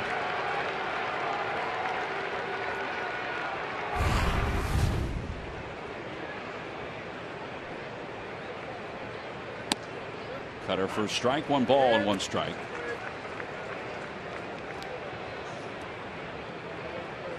This guy here can be as good as he wants to be. Hitting for him comes easy. Whole game comes easy, to be quite frank. Well, I think the part that you said, as good as he wants to be. And right now he's playing some really good baseball. Well, you put him around the kind of players there that he has, as opposed to maybe him being the main guy like he was over in Florida, you get a different type of player. Why is that? Well, it's simple. I mean, you have him where there's other players on the team that has the same ability or better than he does on this LA team. Popped up, third base side. Ashe over toward the Dodgers dugout. Runs out of room. That's a heck of a catch by Andy Rabel. Yes, it was. Andy rubbing it up. Well, that should be one for his trophy case, because he actually caught it and he didn't field it on the ground. Here we go. He called off Charlie and made the catch. Looking at it all the way. You know, just to finish that up there, Tom, with the younger club, when you consider really the best player there on the team, you'll go through different type of antics, especially when you're young yourself.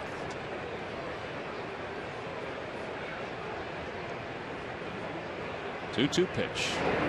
And a called strike 3, a fastball right down the chute. And the side is retired, 7 in a row, retired by Lee.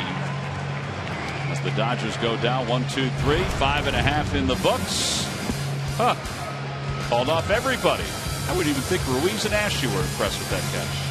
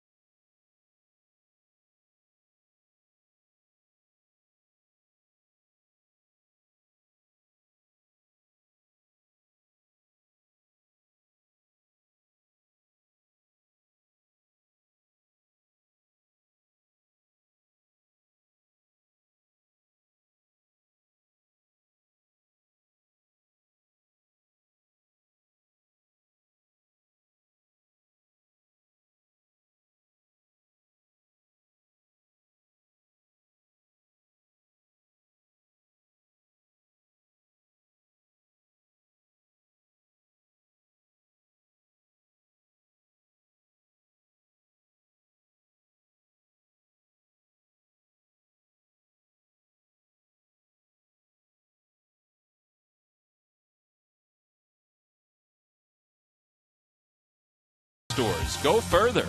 By Xfinity, the official HD triple play provider of your Phillies. And by Mazda, we believe if it's not worth driving, it's not worth building.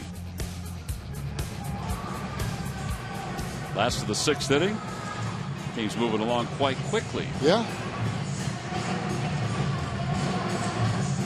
That's because Zach Greinke's allowed only 2 hits. Cliff Lee has allowed just 4. But he's down 2-0 because of a home run from Hanley Ramirez. Michael Young leads it off. And Young takes outside. 1 ball and no strikes. Young is struck out. He's grounded out so far.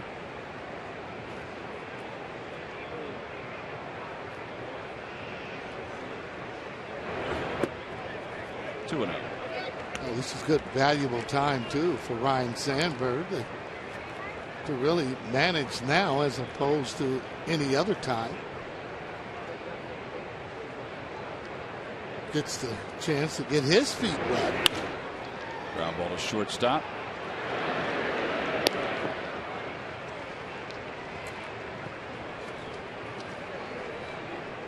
Time now for tonight's Cold Hard Fact, brought to you by Frost Brewed Coors Light. The Dodgers have won 17 of their last 18 road games and lead the National League with a .569 winning percentage. And 33-25 on the road. Unbelievable. I mean, they have just really turned their whole year around. They were talking about firing their manager, Manany, but the team is the other way around. They've saved his job. Well, and he has said as much. He said that, you know, before this run began, Stan Kasten, the president of the Dodgers, he and Stan Kasten had a number of conversations. And Stan said, listen, if this doesn't turn around, I am going to have to make a change. And, you know, Mattingly understood that. Yeah. But to win 17 of 18 on the road, well, that says an awful lot about how hot a team you are. Well, the one thing, you know that you're doing it with pitching, you're doing it with defense. And we talked about their bullpen and their hitters that they have, and you go, you know, around the lineup there or in the outfield that they have are good outfielders, infielders. You got some all-star guys. And Utley's down on strikes, 2 outs. Greinke's making it look pretty easy tonight. Don't know what kind of swing that was. Obviously not the pitch Chase Utley was actually looking for. He's got all the pitches. Talked about it before. You can see exactly what this pitch is. Change up, and look at the movement on it. See that change up grip, but the movement is what it's all about.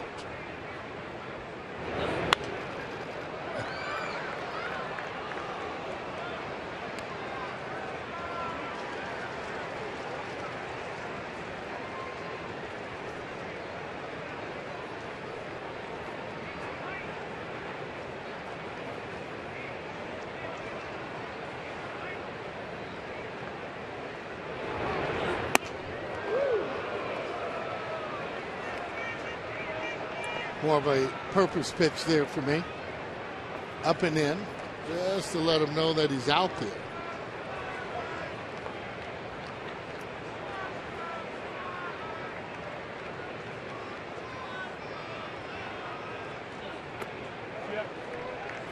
Change up low, and it's 2-1.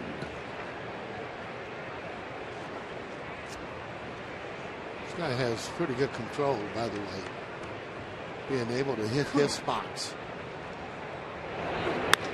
Now when the ground floats it out to shallow left. Crawford comes running in. Phillies go down in order here in the 6th. Pretty quiet night for the offense. Just 2 hits so far through 6 innings. We'll be back with the top of the 7th.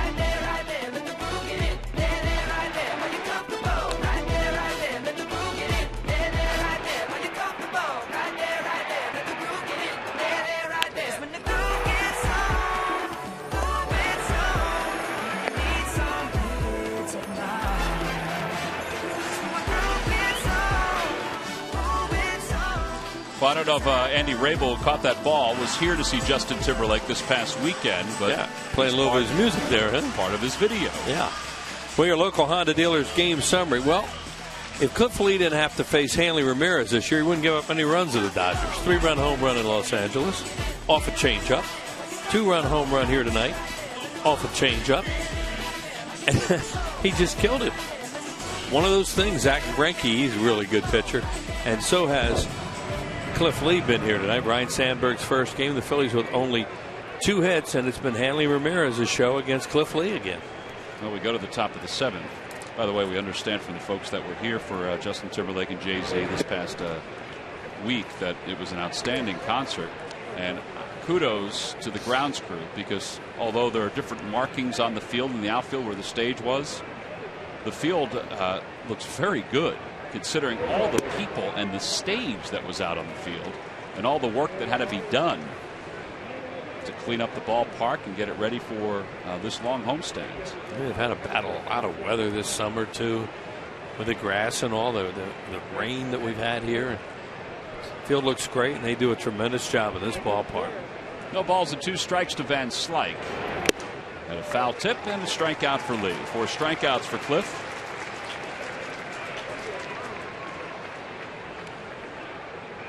Well, these lucky fans are tonight's Citizens 7. They were to receive a prize pack courtesy of Citizens Bank. Citizens Bank with the most 7-day branches in the Philadelphia area. To find a branch near you, visit citizensbank.com.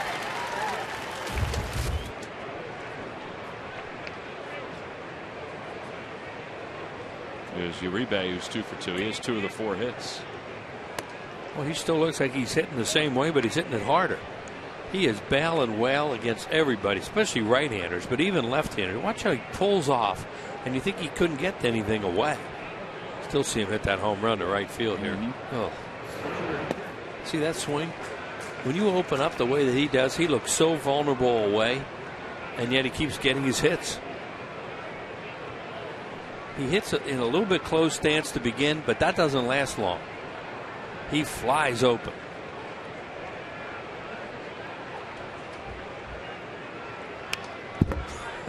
And he just swings hard at everything.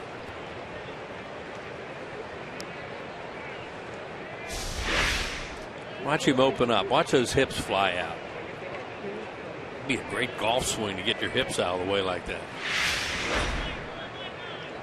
He's got really no backward setup, though. It's like, he just bails and wails. That's all he does, and it's all he's ever done. And he's down on strikes, a breaking ball. Back-to-back strikeouts for Lee. In fact, 3 in a row. That's 5 in the game. 150 on the season. MLB.TV celebrates 11 years. Catch the rest of the 2013 season in HD quality. Watch every Adam Markey game live on more than 350 mobile and connected devices. Visit MLB.TV today. MLB.TV. Baseball everywhere. Cliff Lee now with 17 home run balls thrown this year, and 16 of them to right-handed hitters. He's had great stuff tonight. His location's been tremendous. He pitched a real Cliff Lee type of game, but Hanley Ramirez has gotten him again, and the Phillies can't score.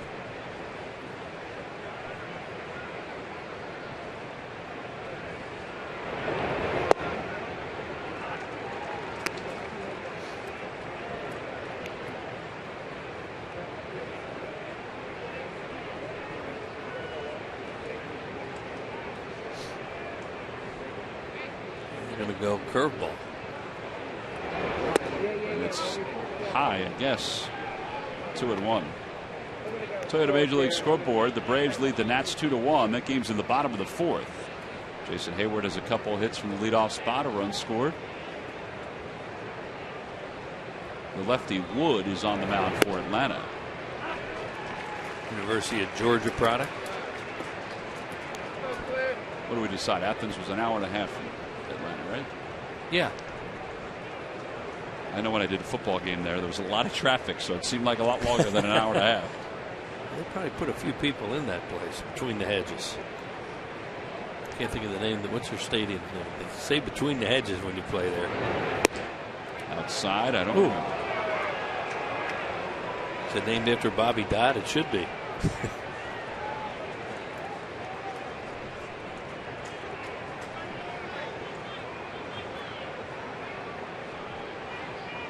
Sanford Stadium. Sanford Stadium. All right. Must be a famous alum. Named for the late Dr. S.V. Sanford, former president and chancellor. There's ball 4. A.J. Ellis is aboard, a 2-out walk. First walk issued by Cliff tonight.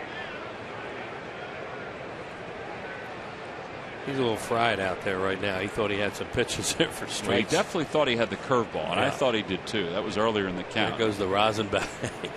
That's why Carlos has a good idea to sense that. You don't usually see that from Lee. He doesn't show much emotion. But in this case, he is definitely burning. So that's a good time to go out to talk to him so he doesn't throw a fastball right down the middle and then it's 4-0. Mark Ellis is 0 for 2. He has struck out and flied out. See, that's probably a little outside, but it's close. And he had the curveball earlier that he talked about.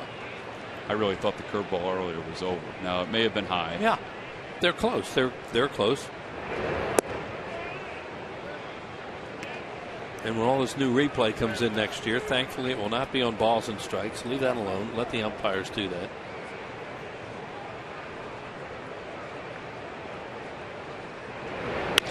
Liner to left field. Dominic Brown. Oh, he dove for it and went past him and goes to the wall. Even though A.J. Ellis is slow of foot, he's going to score easily from first. And it's 3-0 Dodgers. Dominic made a mistake there with the pitcher due up next. Who's going to hit? It's one of those things, and it's just the experience involved in doing that. And there comes a point when Dominic Brown be the first one to tell you he has to learn that. You have to know the situation. That ball's not catchable. There's 2 outs. The pitcher's coming up. You take it on 1 hop, and you move on. And he had no chance to catch that, and especially when he flopped for it. And he knows that. But those things have to stop if you're going to get better.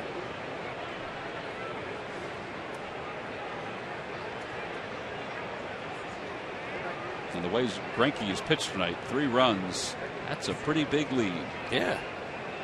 So Ellis is credited with a double and an RBI.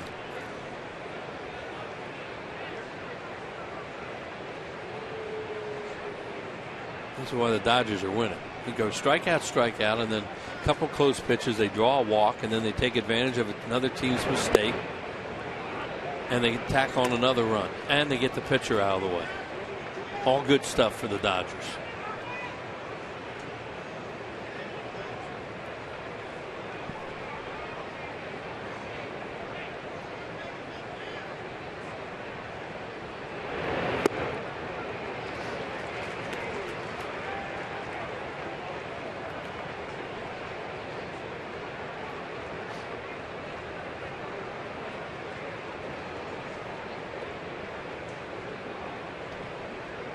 Oh, 2 pitch.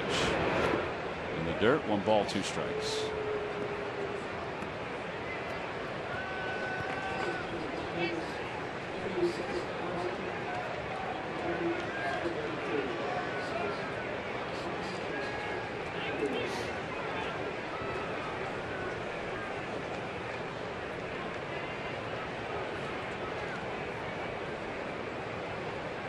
Two guys locking up tonight in a pretty good pitcher's duel.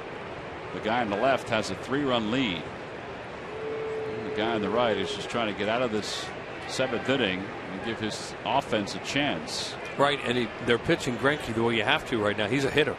He's a guy who can hurt you with a base hit here and make it 4-0.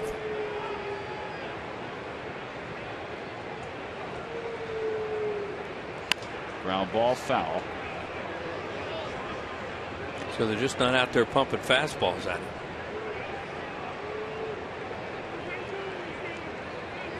See, they had a little problem on what they wanted to do. It took a long time for Lee to get the sign, decide where to go, so they go out and talk about it now.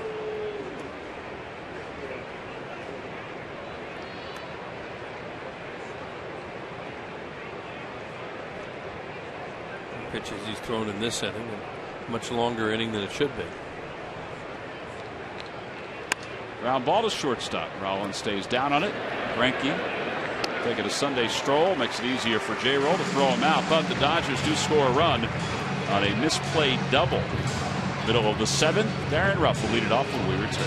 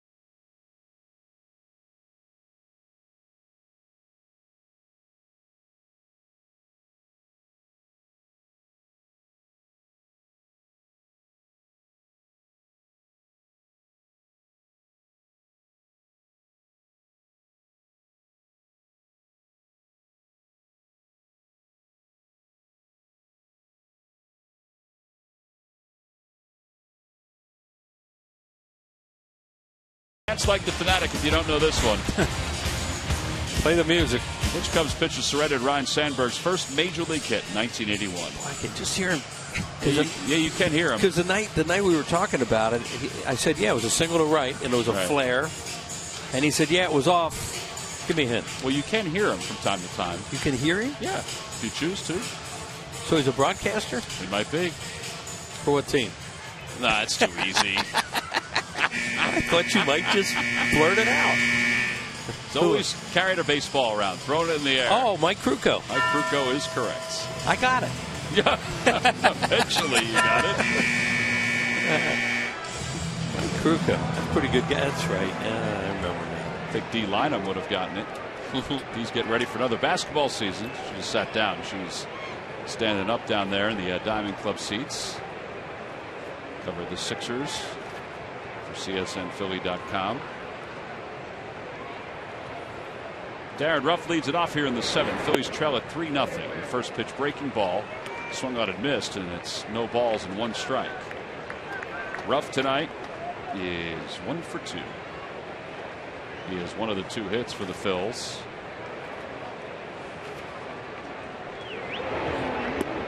Unfortunately, the Phillies have bullpen action.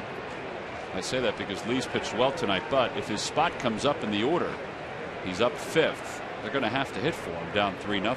Right. 2-1.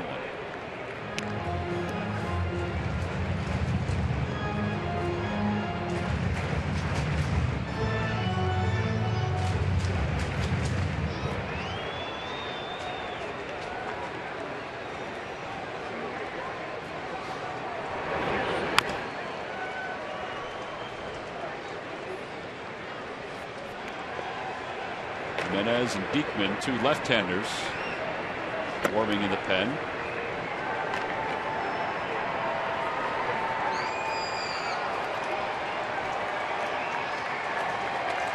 Well, they go next inning. Crawford, Puig, Gonzalez, 2 out of 3 left-handed hitters.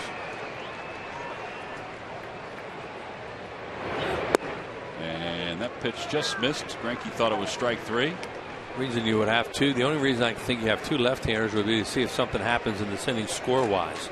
If it were to get closer or stay further apart. Other than that, I got nothing for you. I think that's pretty good. Thanks. Ball 4, and Ruff draws a walk to lead off the 7th. And with that, it's time for the Major League Notebook. Murph, take it away. All right, thanks a lot, T-Mac. Brought to you by Gwynedd Mercy College. And just one story in the notebook tonight. We talked about it the other day, and you guys mentioned it earlier. Major League Baseball taking a big step towards revamping the replay system in baseball. A final vote on the changes isn't expected until November, but they were talking about it in the owners' meetings this week, and they believe the change is coming. It would include a challenge system where the managers would get at least one challenge in the first 6 innings of the game, and then 2 more challenges in the final 3 innings of the game. And just like in football, if the challenge is upheld, you would get that back in the first 6 innings and again in the last 3. No word yet on what exactly will be included in the replay system, but they say it's a comprehensive list, and that if you look back over the mistakes that were made a year ago, 89% of them would have been reviewable calls. So it's major changes coming, and they still have to vote on it, but it certainly sounds like that's the way baseball's headed, guys. Yeah, it looks like they're heading more toward the NHL style than they are, let's say, the NFL style. Yeah, there's going to be, in New York, there'll be some umpires that will be looking at every game, and when a challenge happens, they'll review it, and, they hope that they can do it quickly so to keep the pace of the game up. But, they really want to make sure that the correct calls are being made as much as possible, obviously, most of the time. And like I said, over 89% of the calls that were incorrect before, they think would have been challenged and overturned. So it's it's certainly going to be interesting to see how comprehensive it is when the list finally comes out. All right, Charlie, Andy, the burden's on you guys to get all the shots. Not that you don't anyway. No problem. Yeah. 1 ball and 2 strikes to Kodiashi. Swing and a miss. He's really started to use his changeup effectively in the last couple innings on these left-handed hitters. That's 3 straight outs now he's gotten on changeups from left-handed hitters. 2 of them are strikeouts. 1 away. A walk to Rupp means he's still at first. John Mayberry is walking to the plate. Hey guys, in the world that we live in of social media, I did just get word via Facebook that Charlie Manuel went out to dinner tonight at Maggiano's in Cherry Hill, New Jersey, and left the restaurant to a standing ovation from all the folks in there. So from a very credible source, so we're pretty sure that it did happen. So good for that. Good for the fans there in Cherry Hill to do that for Charlie. That's awesome. Yeah. I'm sure he's going to get that. I think he probably will. For the rest of his life, anywhere he goes in Philadelphia. He's going to go a while, Murph, maybe not pick up a bunch of tabs either. I think we should probably try to go out to dinner with him at some point. He would like that.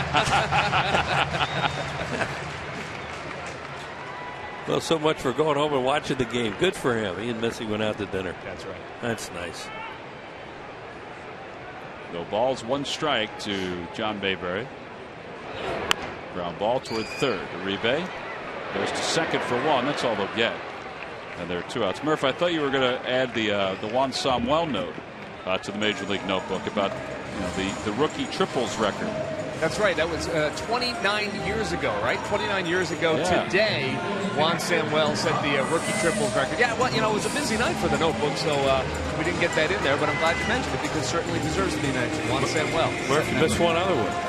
What's that? Big anniversary. Well, not an anniversary, but anyway. Was it your birthday again? No.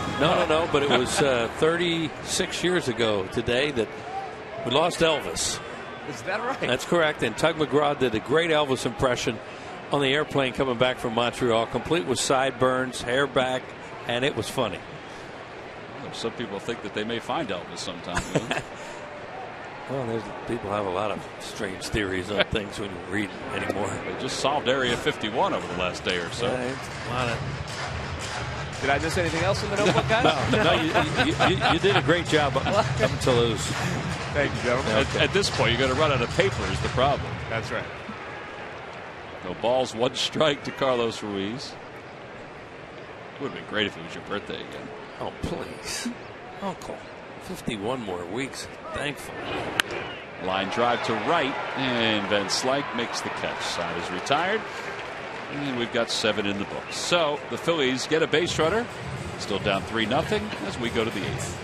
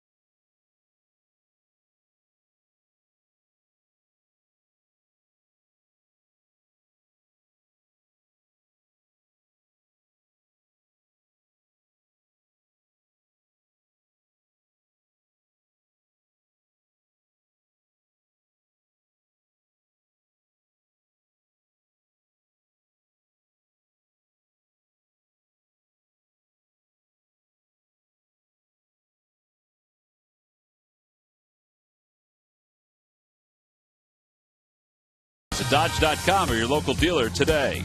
Buy WB Mason. You can't go wrong when you buy right.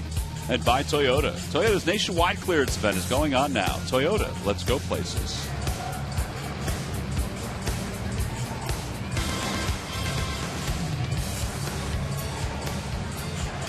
These two little guys enjoying a night at the ballpark out in Ashburn Alley. For years, StubHub has been the place to find great Phillies tickets, and this season you can get more with your tickets thanks to StubHub Fan Rewards. So get to StubHub, grab your seats today.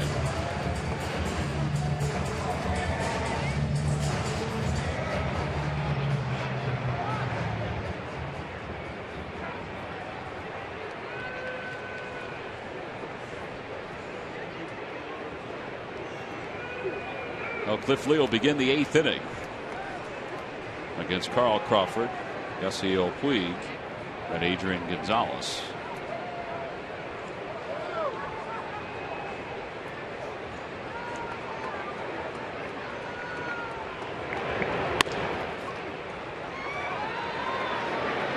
Jim Sutley retires Crawford on 1 pitch. And here comes Puig to the plate.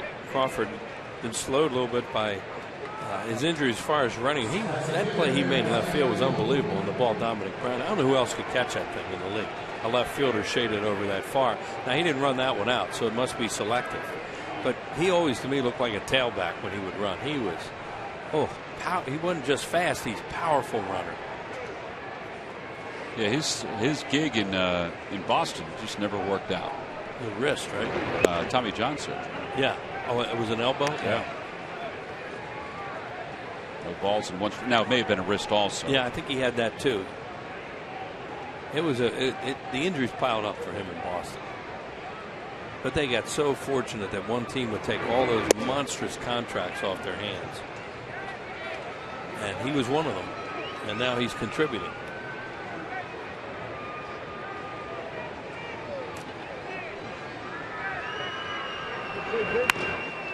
Chopper to short. Rollins can't wait. Oh, man, talk about a tailback. Wow, can he run? Well, now it's time for our Hyundai defensive plays of the game. All right, Wheels, take it away. Oh, this is a heck of a play by Cody Ashe, and that check swing by Van Slyke early in the ballgame, dug out nicely by Michael Young. There's another look at it. And I didn't know Andy caught that. That's a great play. Nice job. We have to teach Andy to act as if he's been there before, though. But then again, maybe he hasn't. He probably caught a few with his head before, but I don't know that he ever caught any with his hands. Well, Andy's fielded some clean ground balls over in. But not pop-ups. Not pop-ups. Those are hard to catch. Brought to you by your local Hyundai dealers. Ground ball to pop-up, big difference. 0-1 pitch to Gonzalez. Swing and a miss. It's 0-2.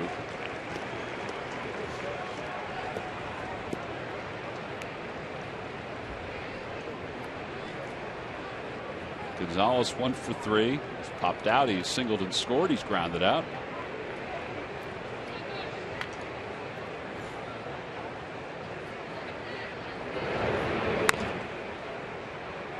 Well, this is one of those games you look at Cliff Lee and you go, wow, he pitched great here tonight. But just the ongoing problems with the offense, among other things, this year. And they can't do anything with Greinke, who is a very good pitcher. It's not like you had some guy out there tonight you think you should clobber. But they did hit him hard last time they saw him. Luis Garcia warming up. 0-2 pitch to Gonzalez outside.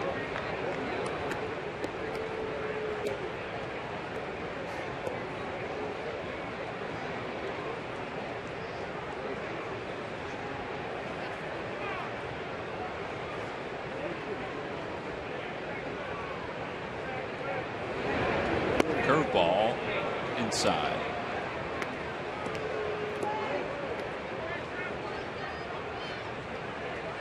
So every pitch working tonight. Yeah, he's been good. Not only working, but they're in good spots. And Ramirez just what they backed up changeups on. It looked like he swung and missed at one, and then the second one he crushed. There's a foul tip. Ruiz hangs on. 6 strikeouts for Lee. The side is retired in order. This is one of the better outings we've seen from Cliff Lee in quite some time. In total control, but beyond, we're down by 3.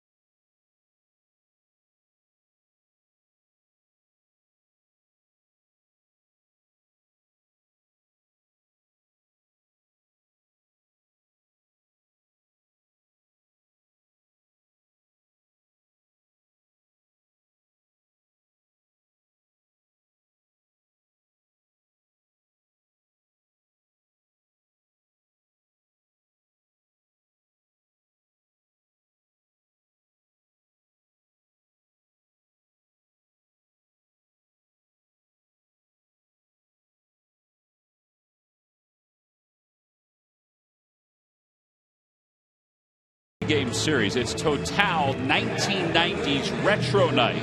John Kruk action figurine, free to fans 14 and under, and a retro print free to fans 15 and over. Get your tickets now for that 3-game series, which wraps up on Sunday the 25th with the ShopRite Back to School Backpack free to fans 14 and under.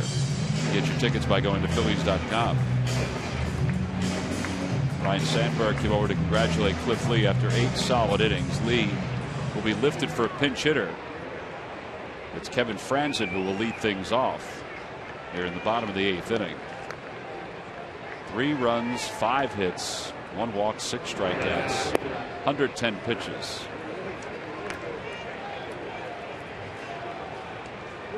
Just a great job. Pitched tremendous here tonight.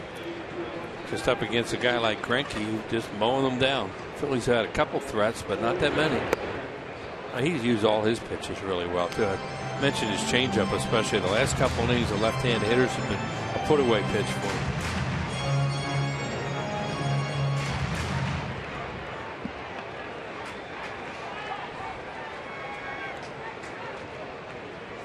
Oh, 2 pitch to Franzen. In the dirt, 1 ball, 2 strikes. It's 100 pitches now for Greinke.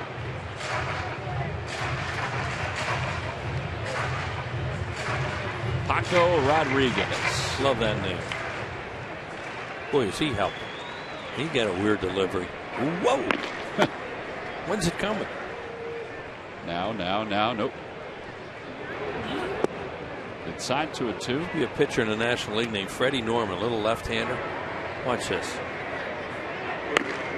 And Larry Bowa couldn't hit him, and he used to say he swore his foot hit the ground before he threw the ball. That's how deceiving he was. Now, probably wasn't quite, but it looked like it. And he'd throw that little screwball of his, and he would wear out right-handed hitters.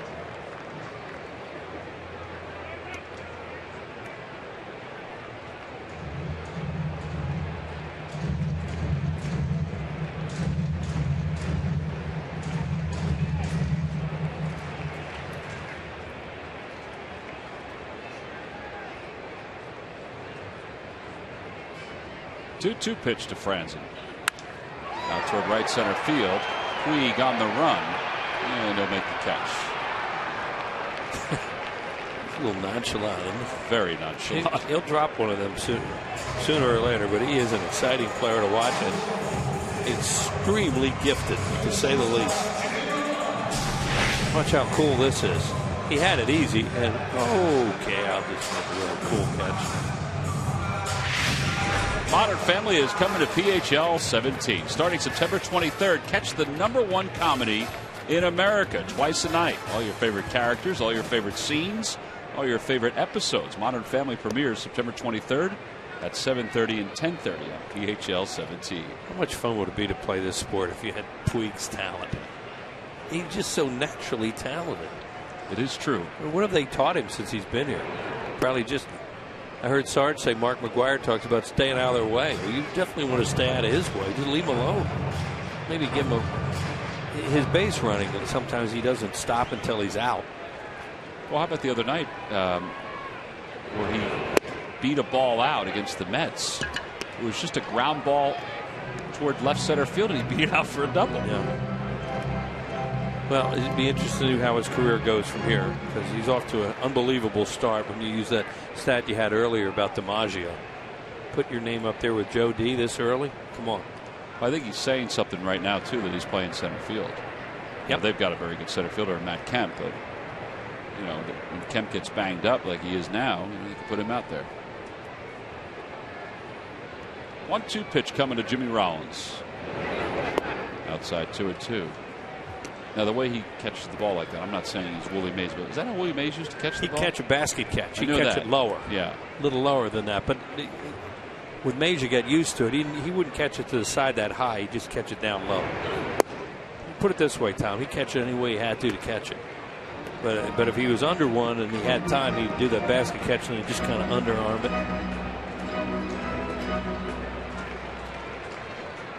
And that was... he was the only one that did that. And you know, you think back in that era, they might have thrown at him and all for doing it. I don't think that happened, and I can't tell you why, because I was too young.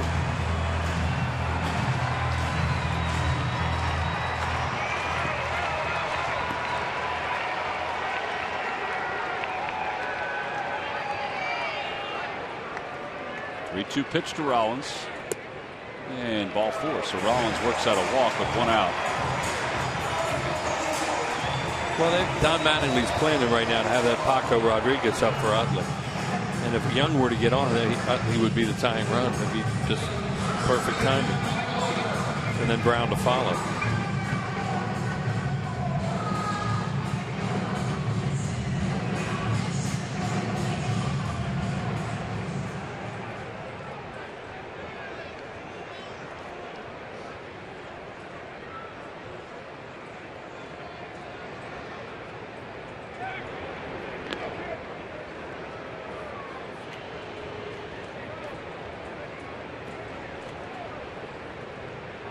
That's a good base on balls he just got there. He swung one bad ball on that at bat and then took the one low to walk and try to get on base, get something started.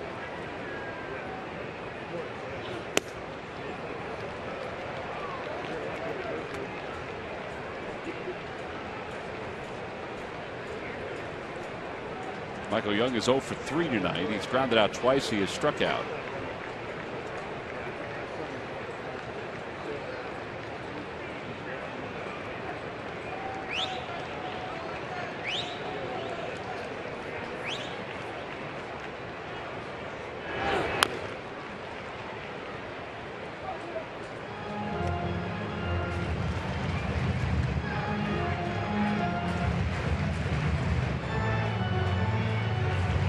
Different seeing him down there.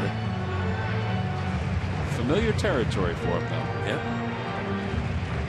Wally Joyner now over at first base.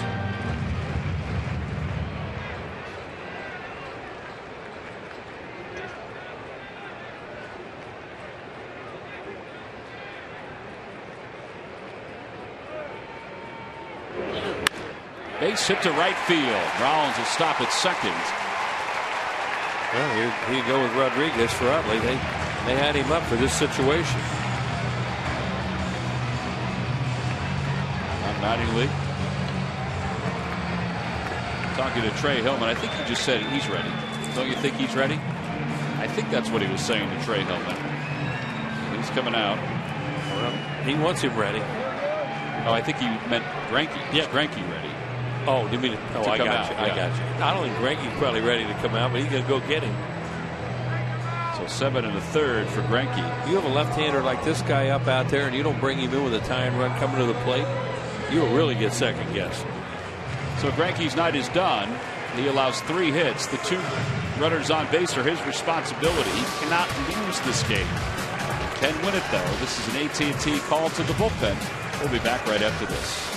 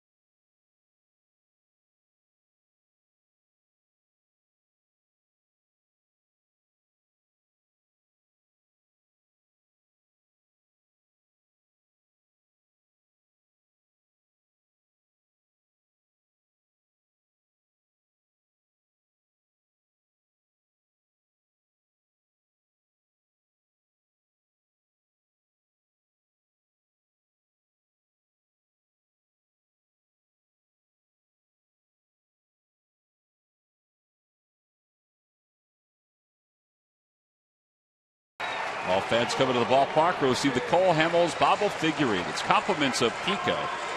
These bobblehead dolls are always some of the best giveaways all season long during a baseball year. Zach Greinke might be at one point. They may have had a Wilmington Blue Rocks bobblehead for Zach Greinke. Yeah, that's right. 7 to the 3rd tonight, 3 hits. The 2 runners on base are his responsibility. Let the Phillies walk 4 times in there. Yeah, well, it's good. They only had the 3 hits. Yeah, they don't walk 4 times in a series sometimes.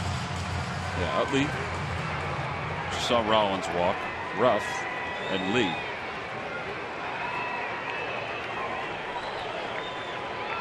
So Chase will face Paco Rodriguez.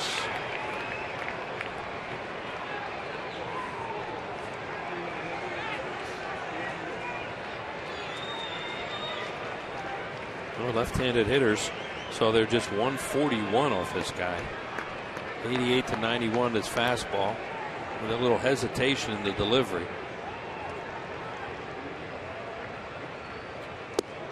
And that is funky. 22-year-old out of the University of Florida. They also have the right-hander Belisario warming in the bullpen.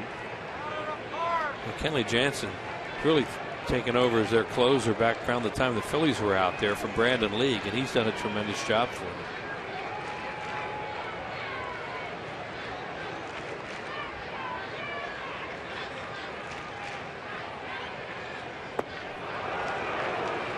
I don't know how you stay back on him. With that hesitation he has, and then he throws that little frisbee up there like that. Watch how hard it is for Utley to stay back. Here's that delivery. Look at that ball. Holds it way back up high. You think, well, maybe he sees it. But then it just seems like it takes so long for him to deliver it. The hitter's timing just has to be difficult. And if everybody could do it, they do that.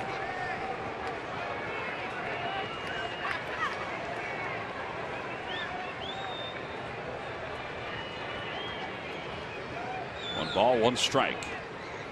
Runners lead off 1st and 2nd. Swing and a miss, 1 and 2. Another one.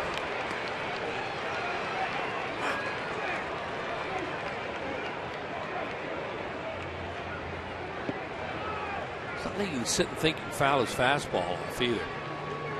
He's got enough fastball that makes it tough to do that you can't sit on that breaking stuff. Starters have the best ERA in the National League. The relievers 7th best. But 24 wins out of the bullpen this year. Wow.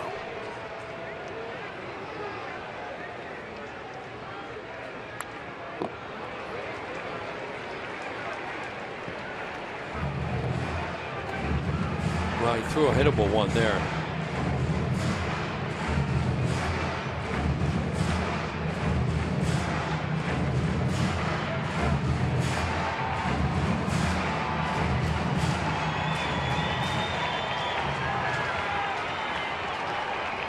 See infielders talk like that. If the catcher comes out, it's almost like they're going to change signs. You have a veteran at second base and a veteran player at home plate. I don't know whether they thought something was going on with location or signs, where they picked up something, but usually you don't see the infielders talk like that unless they do that, because they know what pitch is coming. They can see it.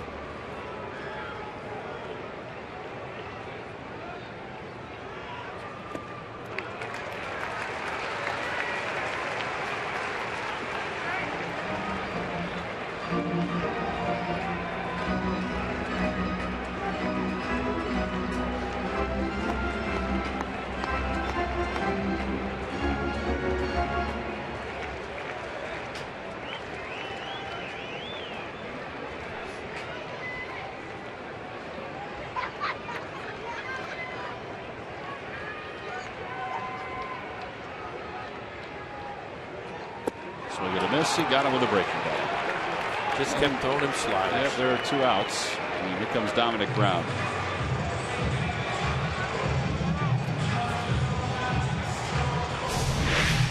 One slider after another. Here comes another one. And you see the grip on it, and then he hooks it back behind his head. Well, not many left-handers hit him at a 141 clip. That just has to be really tough to time that. Well, that'll bring Dominic Brown to the plate. Rodriguez was selected in the 2nd round of last year's draft. At the time, there were a lot of scouts who thought, because of his ability to get lefties out, that he would get to the big leagues quickly. And he wound up being promoted to the Dodgers last September. Here's Dominic Brown. Takes outside. 1 ball and no strikes. And this is his last hitter. If Dominic can keep this alive, they have the right-hander for Ruff.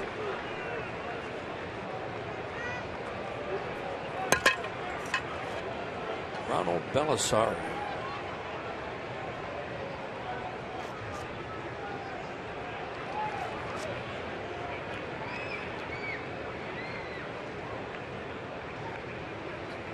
Kind of surprised they're worried about Jimmy Rollins right now. They're up 3 runs, and they're pitching away to a left-handed hitter, Brown, and they weren't Utley. You think you'd really want to keep that hole covered as much as possible on the left side, and that would be the most important thing, as opposed to a runner at second, keeping him close, because you're not even going to throw home anyway with a 3-run lead. Or now Ramirez doesn't even come in. 3-0. I don't think you're going to see a green light here for Dominic Brown. I don't either. And this is Rodriguez's last hitter, you would think.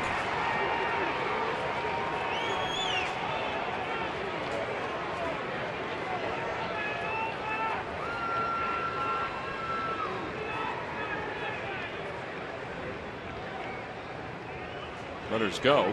Pitch is taken low. Ball 4. That'll load up the bases.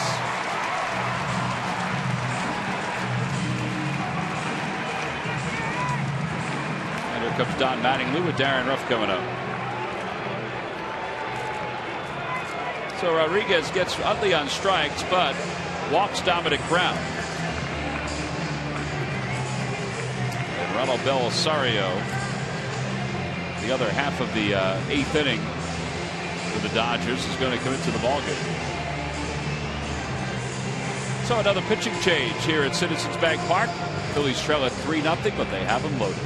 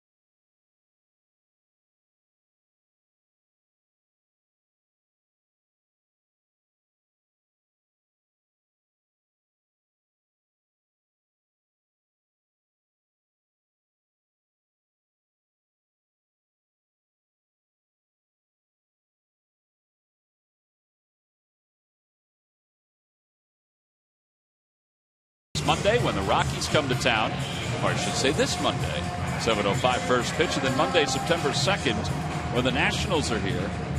That is the second Hatfield Dollar Dog Night at the ballpark. You can get tickets for each of the remaining home games by going to Phillies.com. The Dodgers lead at 3-0. Bases are loaded with 2 outs here in the bottom of the 8th inning. And Darren Ruff is on to face Ronald Belisario. Belisario, 61 games with a 3.25 ERA so far. Now, this is interesting. Watch, Darren Ruff goes over to the dugout, and Carlos Ruiz right there. Now, watch this motion he makes with his hand. This kid, Belisario, throws a lot of sinkers. See right there? And he gives him that little, like that's what his best pitch is, a sinking fastball. So that was good communication over there. Well, here comes the first pitch to Ruff. Inside, 1 ball and no strikes. And you want to do with Belisario if you can. Hope that he throws a sinker out of the zone, and then you get ahead of him, and then he has to bring the ball up a little bit, and that's the way you hit it.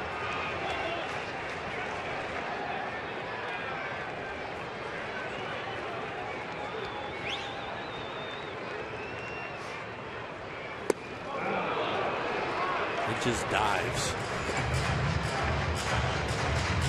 Some guys just have it, some guys don't. Some guys can sink the baseball, and that's what his pitch is. He's a ground ball pitcher. You can get some hits off him. He hits some ground balls, and maybe they don't catch him. Maybe they find a hole.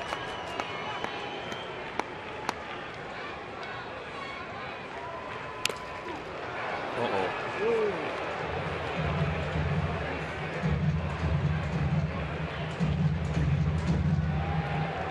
Jay Ellis in a lot of pain right now.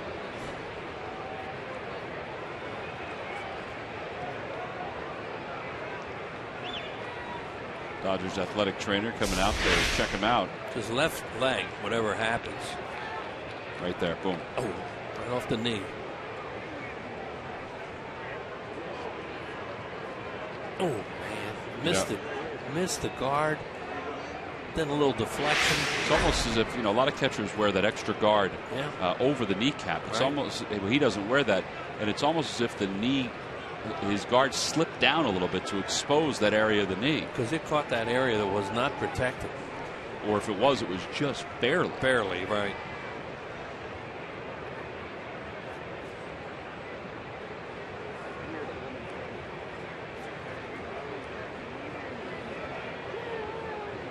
Yeah, they're going to take him out, it looks like. Don Mattingly just looked into the dugout to get his backup catcher ready to go. No, maybe not. Maybe he just asked Jerry Harrison to come out. Well, they're going to help him up. That's what it is.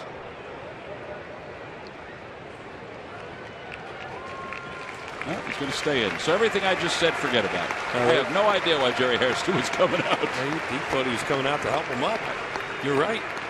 Well, catchers are so tough. They really are. Bob Boone used to tell Don Seeger, who was a Phillies trainer early in his career, don't even think about coming out there unless I'm just laying on the ground and don't get up for a while. They don't ever want to act like they're hurt.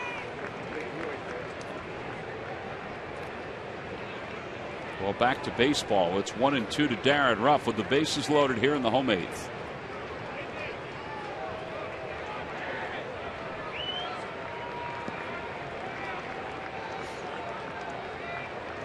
Moving around on his legs, trying to loosen it up.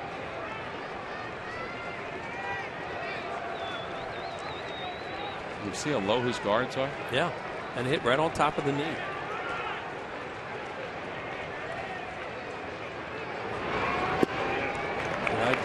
Staying off that sinker. That's what he's going to keep throwing. Sinker after sinker.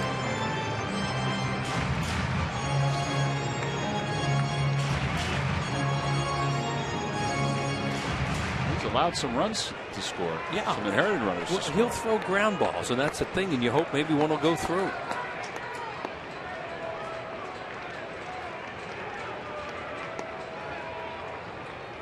Swing at this. He got it.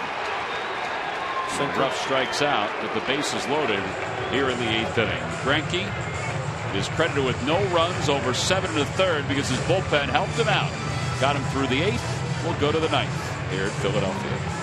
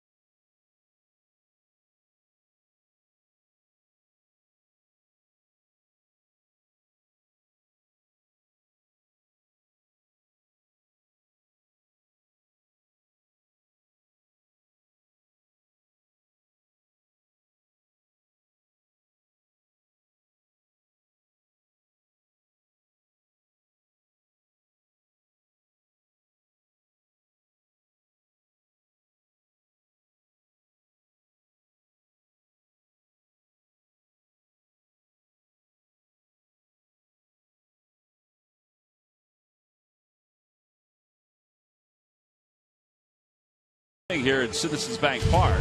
Time now for our Coors Light Freeze Cam, and first day of Ryne Sandberg's managerial career in the big leagues.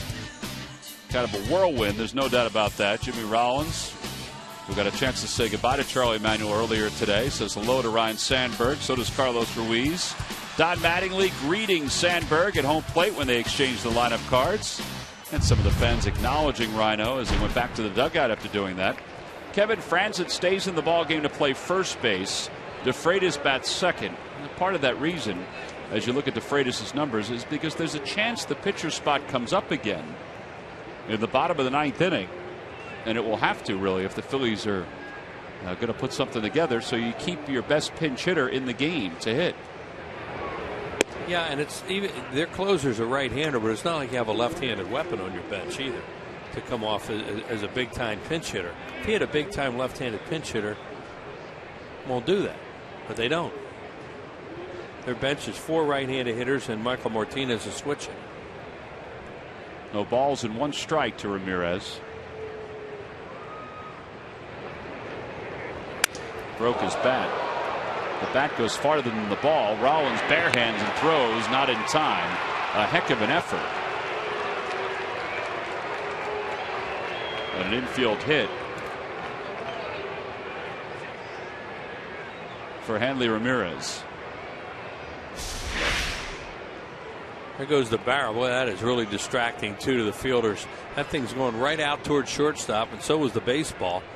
All the way out to the back of the infield. Here it is again. Justin makes a good pitch, saws him off. There goes the barrel. Jimmy not even paying any attention to it. Obviously, he's playing really deep as the inning begins there, and Ramirez busted it down the line. I wonder if the bat, knocked DeFreitas' sight off a little bit. That ball wasn't hit that hard, and it rolled past the mound as Ramirez goes to second. He'll get there as it goes in his left and center field. He's on his way to third. The throw not in time. Good play by Ashley. Yeah, because DeFreitas wasn't over there. Kind of gotten by the third baseman. Justin was hustling at the very end there, but hadn't gotten over in time. Well, here's why the Dodgers are playing good baseball. Now they're going to try and bleed out a run. Ramirez, you wouldn't necessarily expect him to go. He goes on first movement. The ball goes through Utley, and he pops right back up. Now see how late DeFreitas is getting over there? And thankfully it didn't get by Young, or that's a run.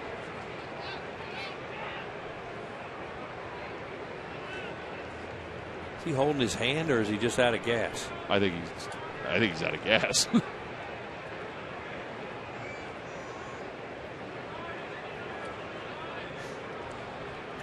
They can't give up another run here with the infield back, so they're going to have to play it all the way up.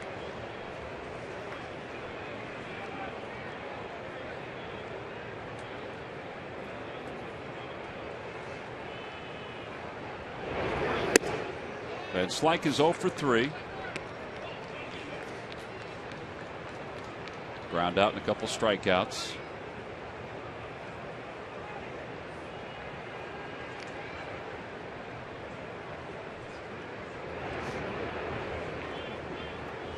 Ground ball to third, just past the diving Ashley into left field. A base hit and an extra run for the Dodgers. Boy, it's so much fun to hit if you're a hitter with an infield in. All that room to hit a ball through. So that's a run that a team that's going really well and playing good baseball gets right there. Just not that they need another run, but why not tack it on if you just got out of a jam.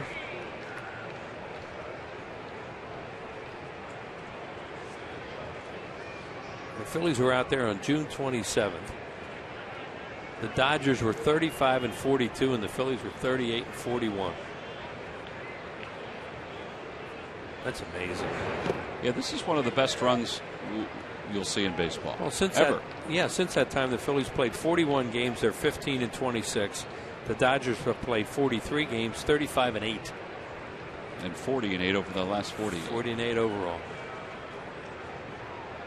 That guy's gone from maybe looking for a job to being the manager of the year. He went from the gallows to maybe manager of the year.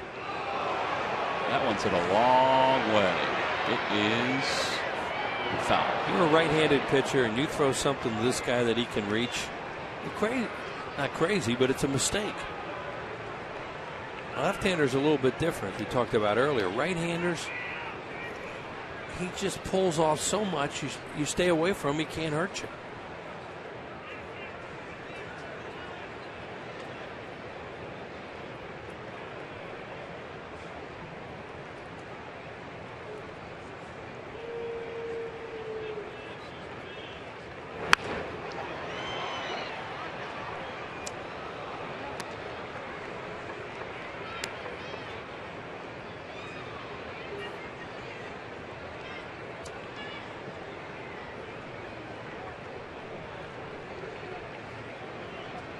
One ball and 2 strikes. You can't afford to bury one here if you want to.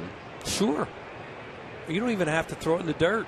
You just throw a slider away and he can't get to it. And the pitch. He's diving into that. He Now may they're have gonna, swung at that. Yeah, they got to peel that. Oh, he's called him out. Yep. Rob Drake doesn't even ask for help. He swung at it. And that's what Uribe does. He just bails and wails, and he couldn't stop there. And they ran a fastball in on him, and he gets hurt, and he strikes out.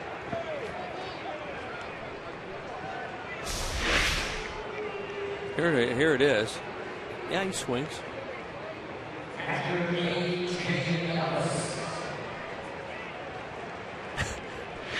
Something to watch, boy. He is a wild swinger.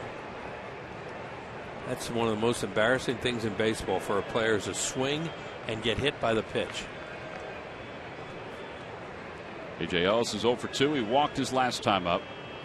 Runner goes. Pitch is taken for a strike. Throw to second, not in time. Well, they have something on DeFreitas because they're just running. Well, that Davey Lopes has a pretty good idea what's going on down there. A very good idea.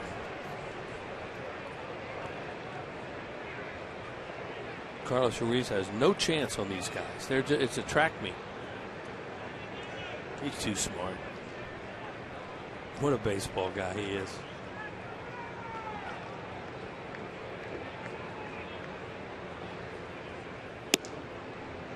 You can now say something to him tomorrow like, yeah, you had something on that guy, didn't you? No. No way. Play coy. Or he'll just wink.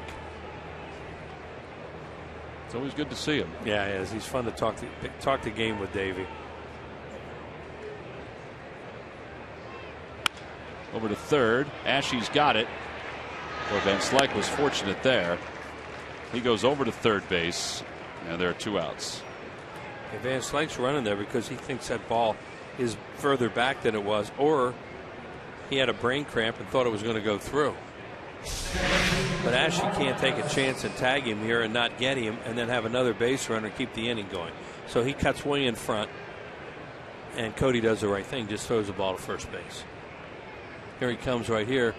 He saw he's back pretty far, and that's a good base runner play. He saw how deep that ball was and figured he can't get me no matter what happens.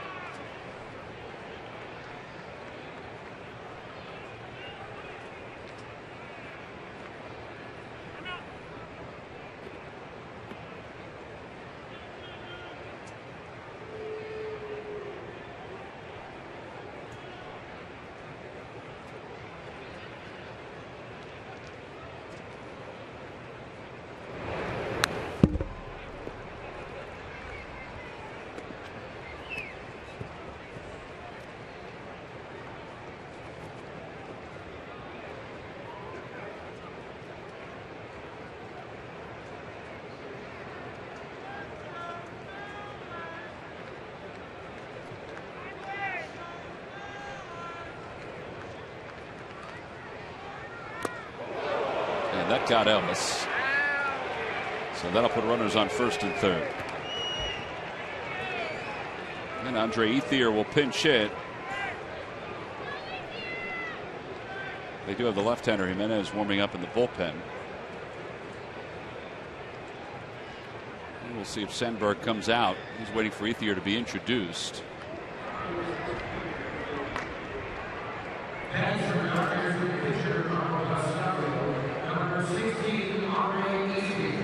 Sandberg's first trip to the mound. Huh? He just conferred with Rich Doobie before he went out toward the mound. And he'll bring in Jimenez to face Ethier.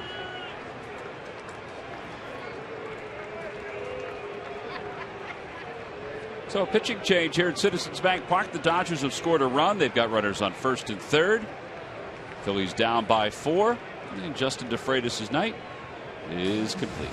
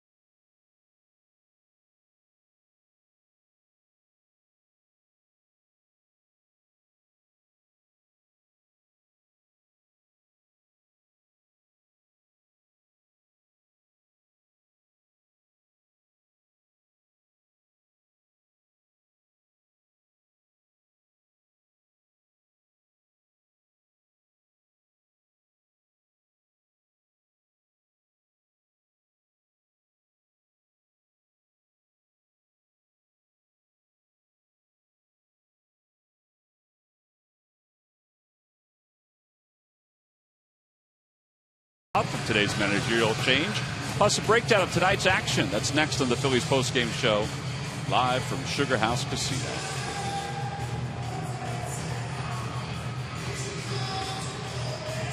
Rich Doobie and Justin DeFreitas chatting about the outing, which has so far yielded a run and a couple base runners that are DeFreitas' responsibility. Cesar Jimenez in his 4th ball game in a Phil's uniform. And he'll take over. Cliff Lee was very good tonight. 8 innings, 5 hits, and 3 runs. DeFreitas allows a run in 2/3 of an inning. Now Jimenez to face Andre Ethier. Yeah, Lee was outstanding here tonight. Just pitched a great game.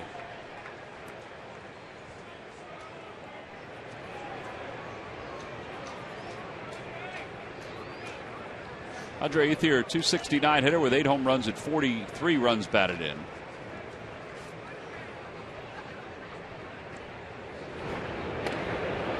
Gave him the night off to start against a left-handed pitcher, Cliff Lee. He's hitting .224 off lefties. And the guy at third, Van Slyke, is who was playing for him. Right, .289 off right-handed pitching. So he'll be in the lineup tomorrow with Kyle Kendrick getting the start, you would think. He's also had a bad foot or heel or something. He didn't play the other night and then came out and hit a 2-run pinch hit home run to what tie that game that they eventually won in extra innings. And he didn't start because he had I read it's either a calf or a heel, something like that.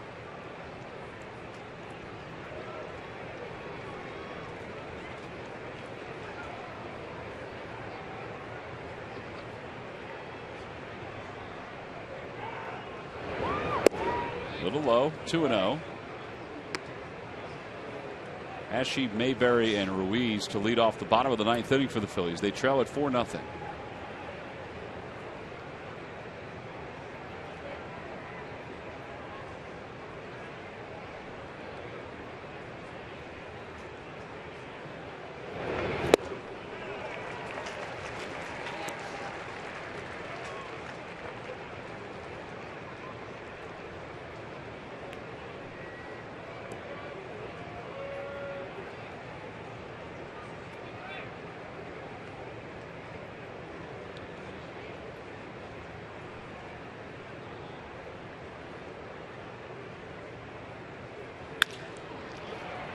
Utley bobbles and still hurries the throw in time to get Ethier as Franzen falls to the ground and the side is retired. I don't know if he was spiked or if he just lost his balance. The Dodgers do score a run. They leave 2. Bottom of the 9th, last chance for the Phils.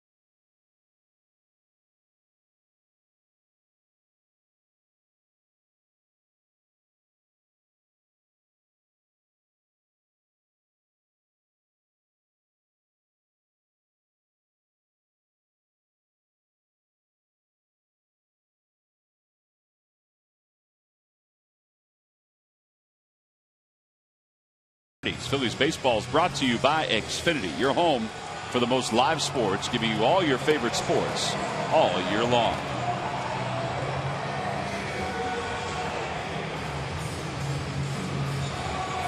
Well, Cesar Jimenez was able to get the last out at the top of the 9th inning. So we go to the bottom of the 9th inning. The Phils with one last chance to try to get some runs. They'll have to do so against Kenley Jansen. Was 19 saves and an earned run average of 2.08.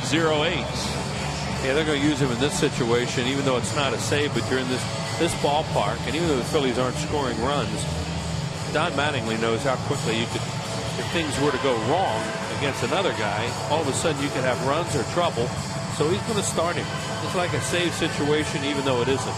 Well, the other thing, too, is he was warming up for most of that 9th inning. Right, but a manager, yeah, exactly. And managers in this ballpark, you hear it all the time. Charlie used to talk about it all the time. 4 runs, save situation, even though it isn't.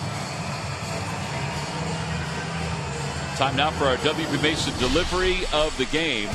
Hanley Ramirez has had some pretty good swings at Cliff Lee in his career. He sure has. It looked like another changeup. He'd swung and missed at one right before that, or in that at bat, and then went out and got that one and hit it out. And he'd hit a 3-run home run against Cliff in the game in Los Angeles, and that's all Cliff gave up on that start. So Ramirez And the Dodgers have a 4-run lead as we begin the bottom of the 9th inning. Cutter after cutter after cutter with this guy.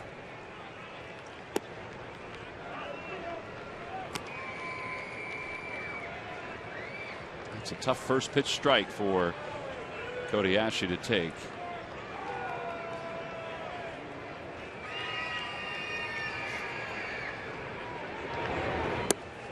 Or I should say, to be called a strike on Cody Ashley.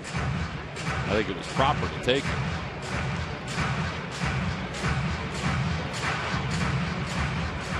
It'll be Ashley, then Mayberry. Mayberry has one career at bat against Jansen. This is the first time that Ashley is seeing him.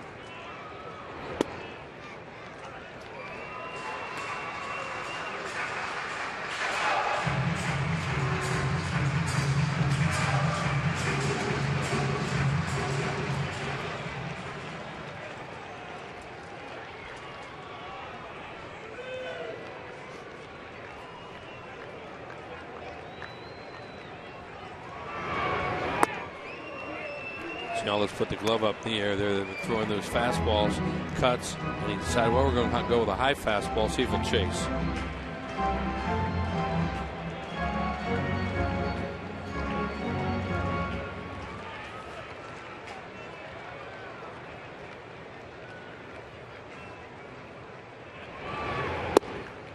Oh, that's not a strike. It's outside. Come on.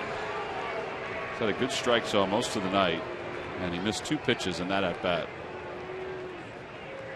So 1 away, and that'll bring John Mayberry to the plate. Yeah, like I said, he throws cutters, and he's got a good one. It's not a strike. It's not a strike. Didn't even look like it was a cutter. Well, it looked like he threw a sinker. Now, did he say he crossed the front of home plate? Probably didn't, but it did, and that's all that matters. So Mayberry 0 for 1 against Kenley Jansen.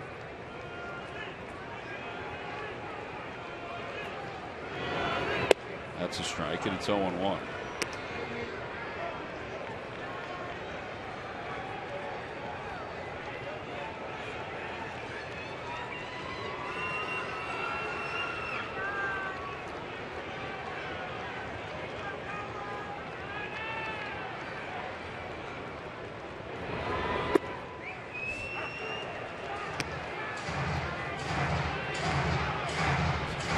Took the slower breaking ball up there that time. It looked like a slurve.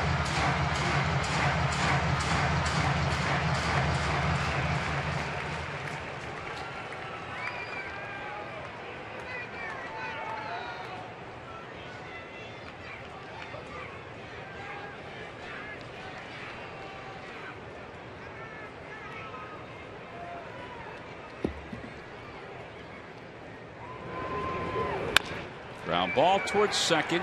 Ellis is there, and there are 2 outs. And that'll bring Carlos Ruiz to the plate. Dodgers with a chance to pick up another game in their division. Arizona's gone down tonight to the Pirates. They are getting close to blowing the doors off their division. They win tonight. They're 8.5 games up over the Arizona Diamondbacks in the National League West. And they'll have a 9-game winning streak. It's remarkable. They've only lost 1 game in August. They're on a tremendous roll. Phillies have seen 2 really hot teams in a row in Atlanta and these guys. Meanwhile, if the Phils are retired here, it would be their 20th loss in their last 25 games. 0-1 to Ruiz. And the 11th time they've been shut out this year, 6 of them in this ballpark.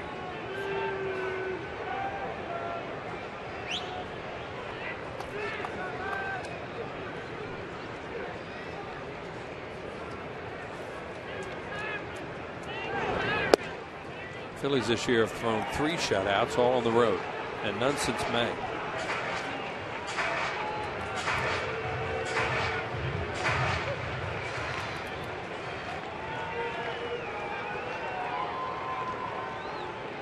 Oh, 2 pitch to Ruiz in the dirt. 1 ball, 2 strikes.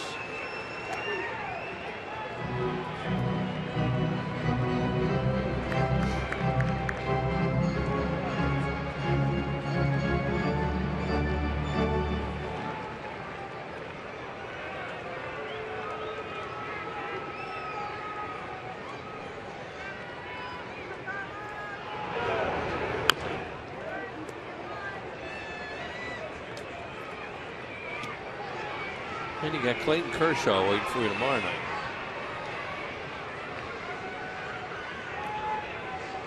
There he is. Kershaw caught up with Matt Barkley, one of the Eagles quarterbacks today before the ball game, and Eric LeGrand, Rutgers player who was paralyzed several years ago in a football game. 1-2 pitch to Ruiz. Outside, 2-2. There's Matt Kemp with Eric LeGrand. Eric LeGrand is one of the, well, he's an unbelievable person. Great story. I think what happened to him and what he's still done with his life is amazing. Heroic.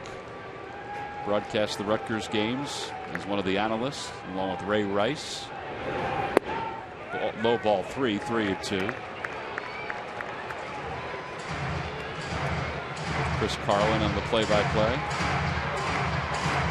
Look at him and what a guy like Adam Talaferro has done with his life too after those horrible injuries they suffered in college and college football. It's just amazing. Eric LeGrand has a new book that's out now. Talks about his battle. Chopper to third. Uribe backs up on it and then flips from his heels, and he flips a strike, and the side is retired, and the Dodgers have taken game one in Ryan Sandberg's managerial career by a final score of 4-0. It's the 6th time this year the Phillies have been shut out here at Citizens Bank Park. Their first game without Charlie Manuel. Very similar to a lot of other games here in 2013. And Zach Greinke gave him a great effort tonight, as Cliff Lee did for the Phillies. Greinke going 7 1/3 innings, 3 hits, 4 walks and 3 strikeouts. Really mixed his pitches up. Thought his changeup was outstanding to the left-handed hitters tonight. Was really an out pitch for him. There you see another one. He just got the ground ball from Jimmy. There's a strikeout on a changeup to Cody Ashley. All of them coming to left-handed hitters. Really a good pitch for him tonight against those left-handed hitters in the lineup. Zach Greinke is our Chevrolet player of the game. So the Phillies lose it 4-0. Game one of this 3-game series and of this homestand. So Don Mattingly's team continues to roll. We'll be back to talk more about it right after this.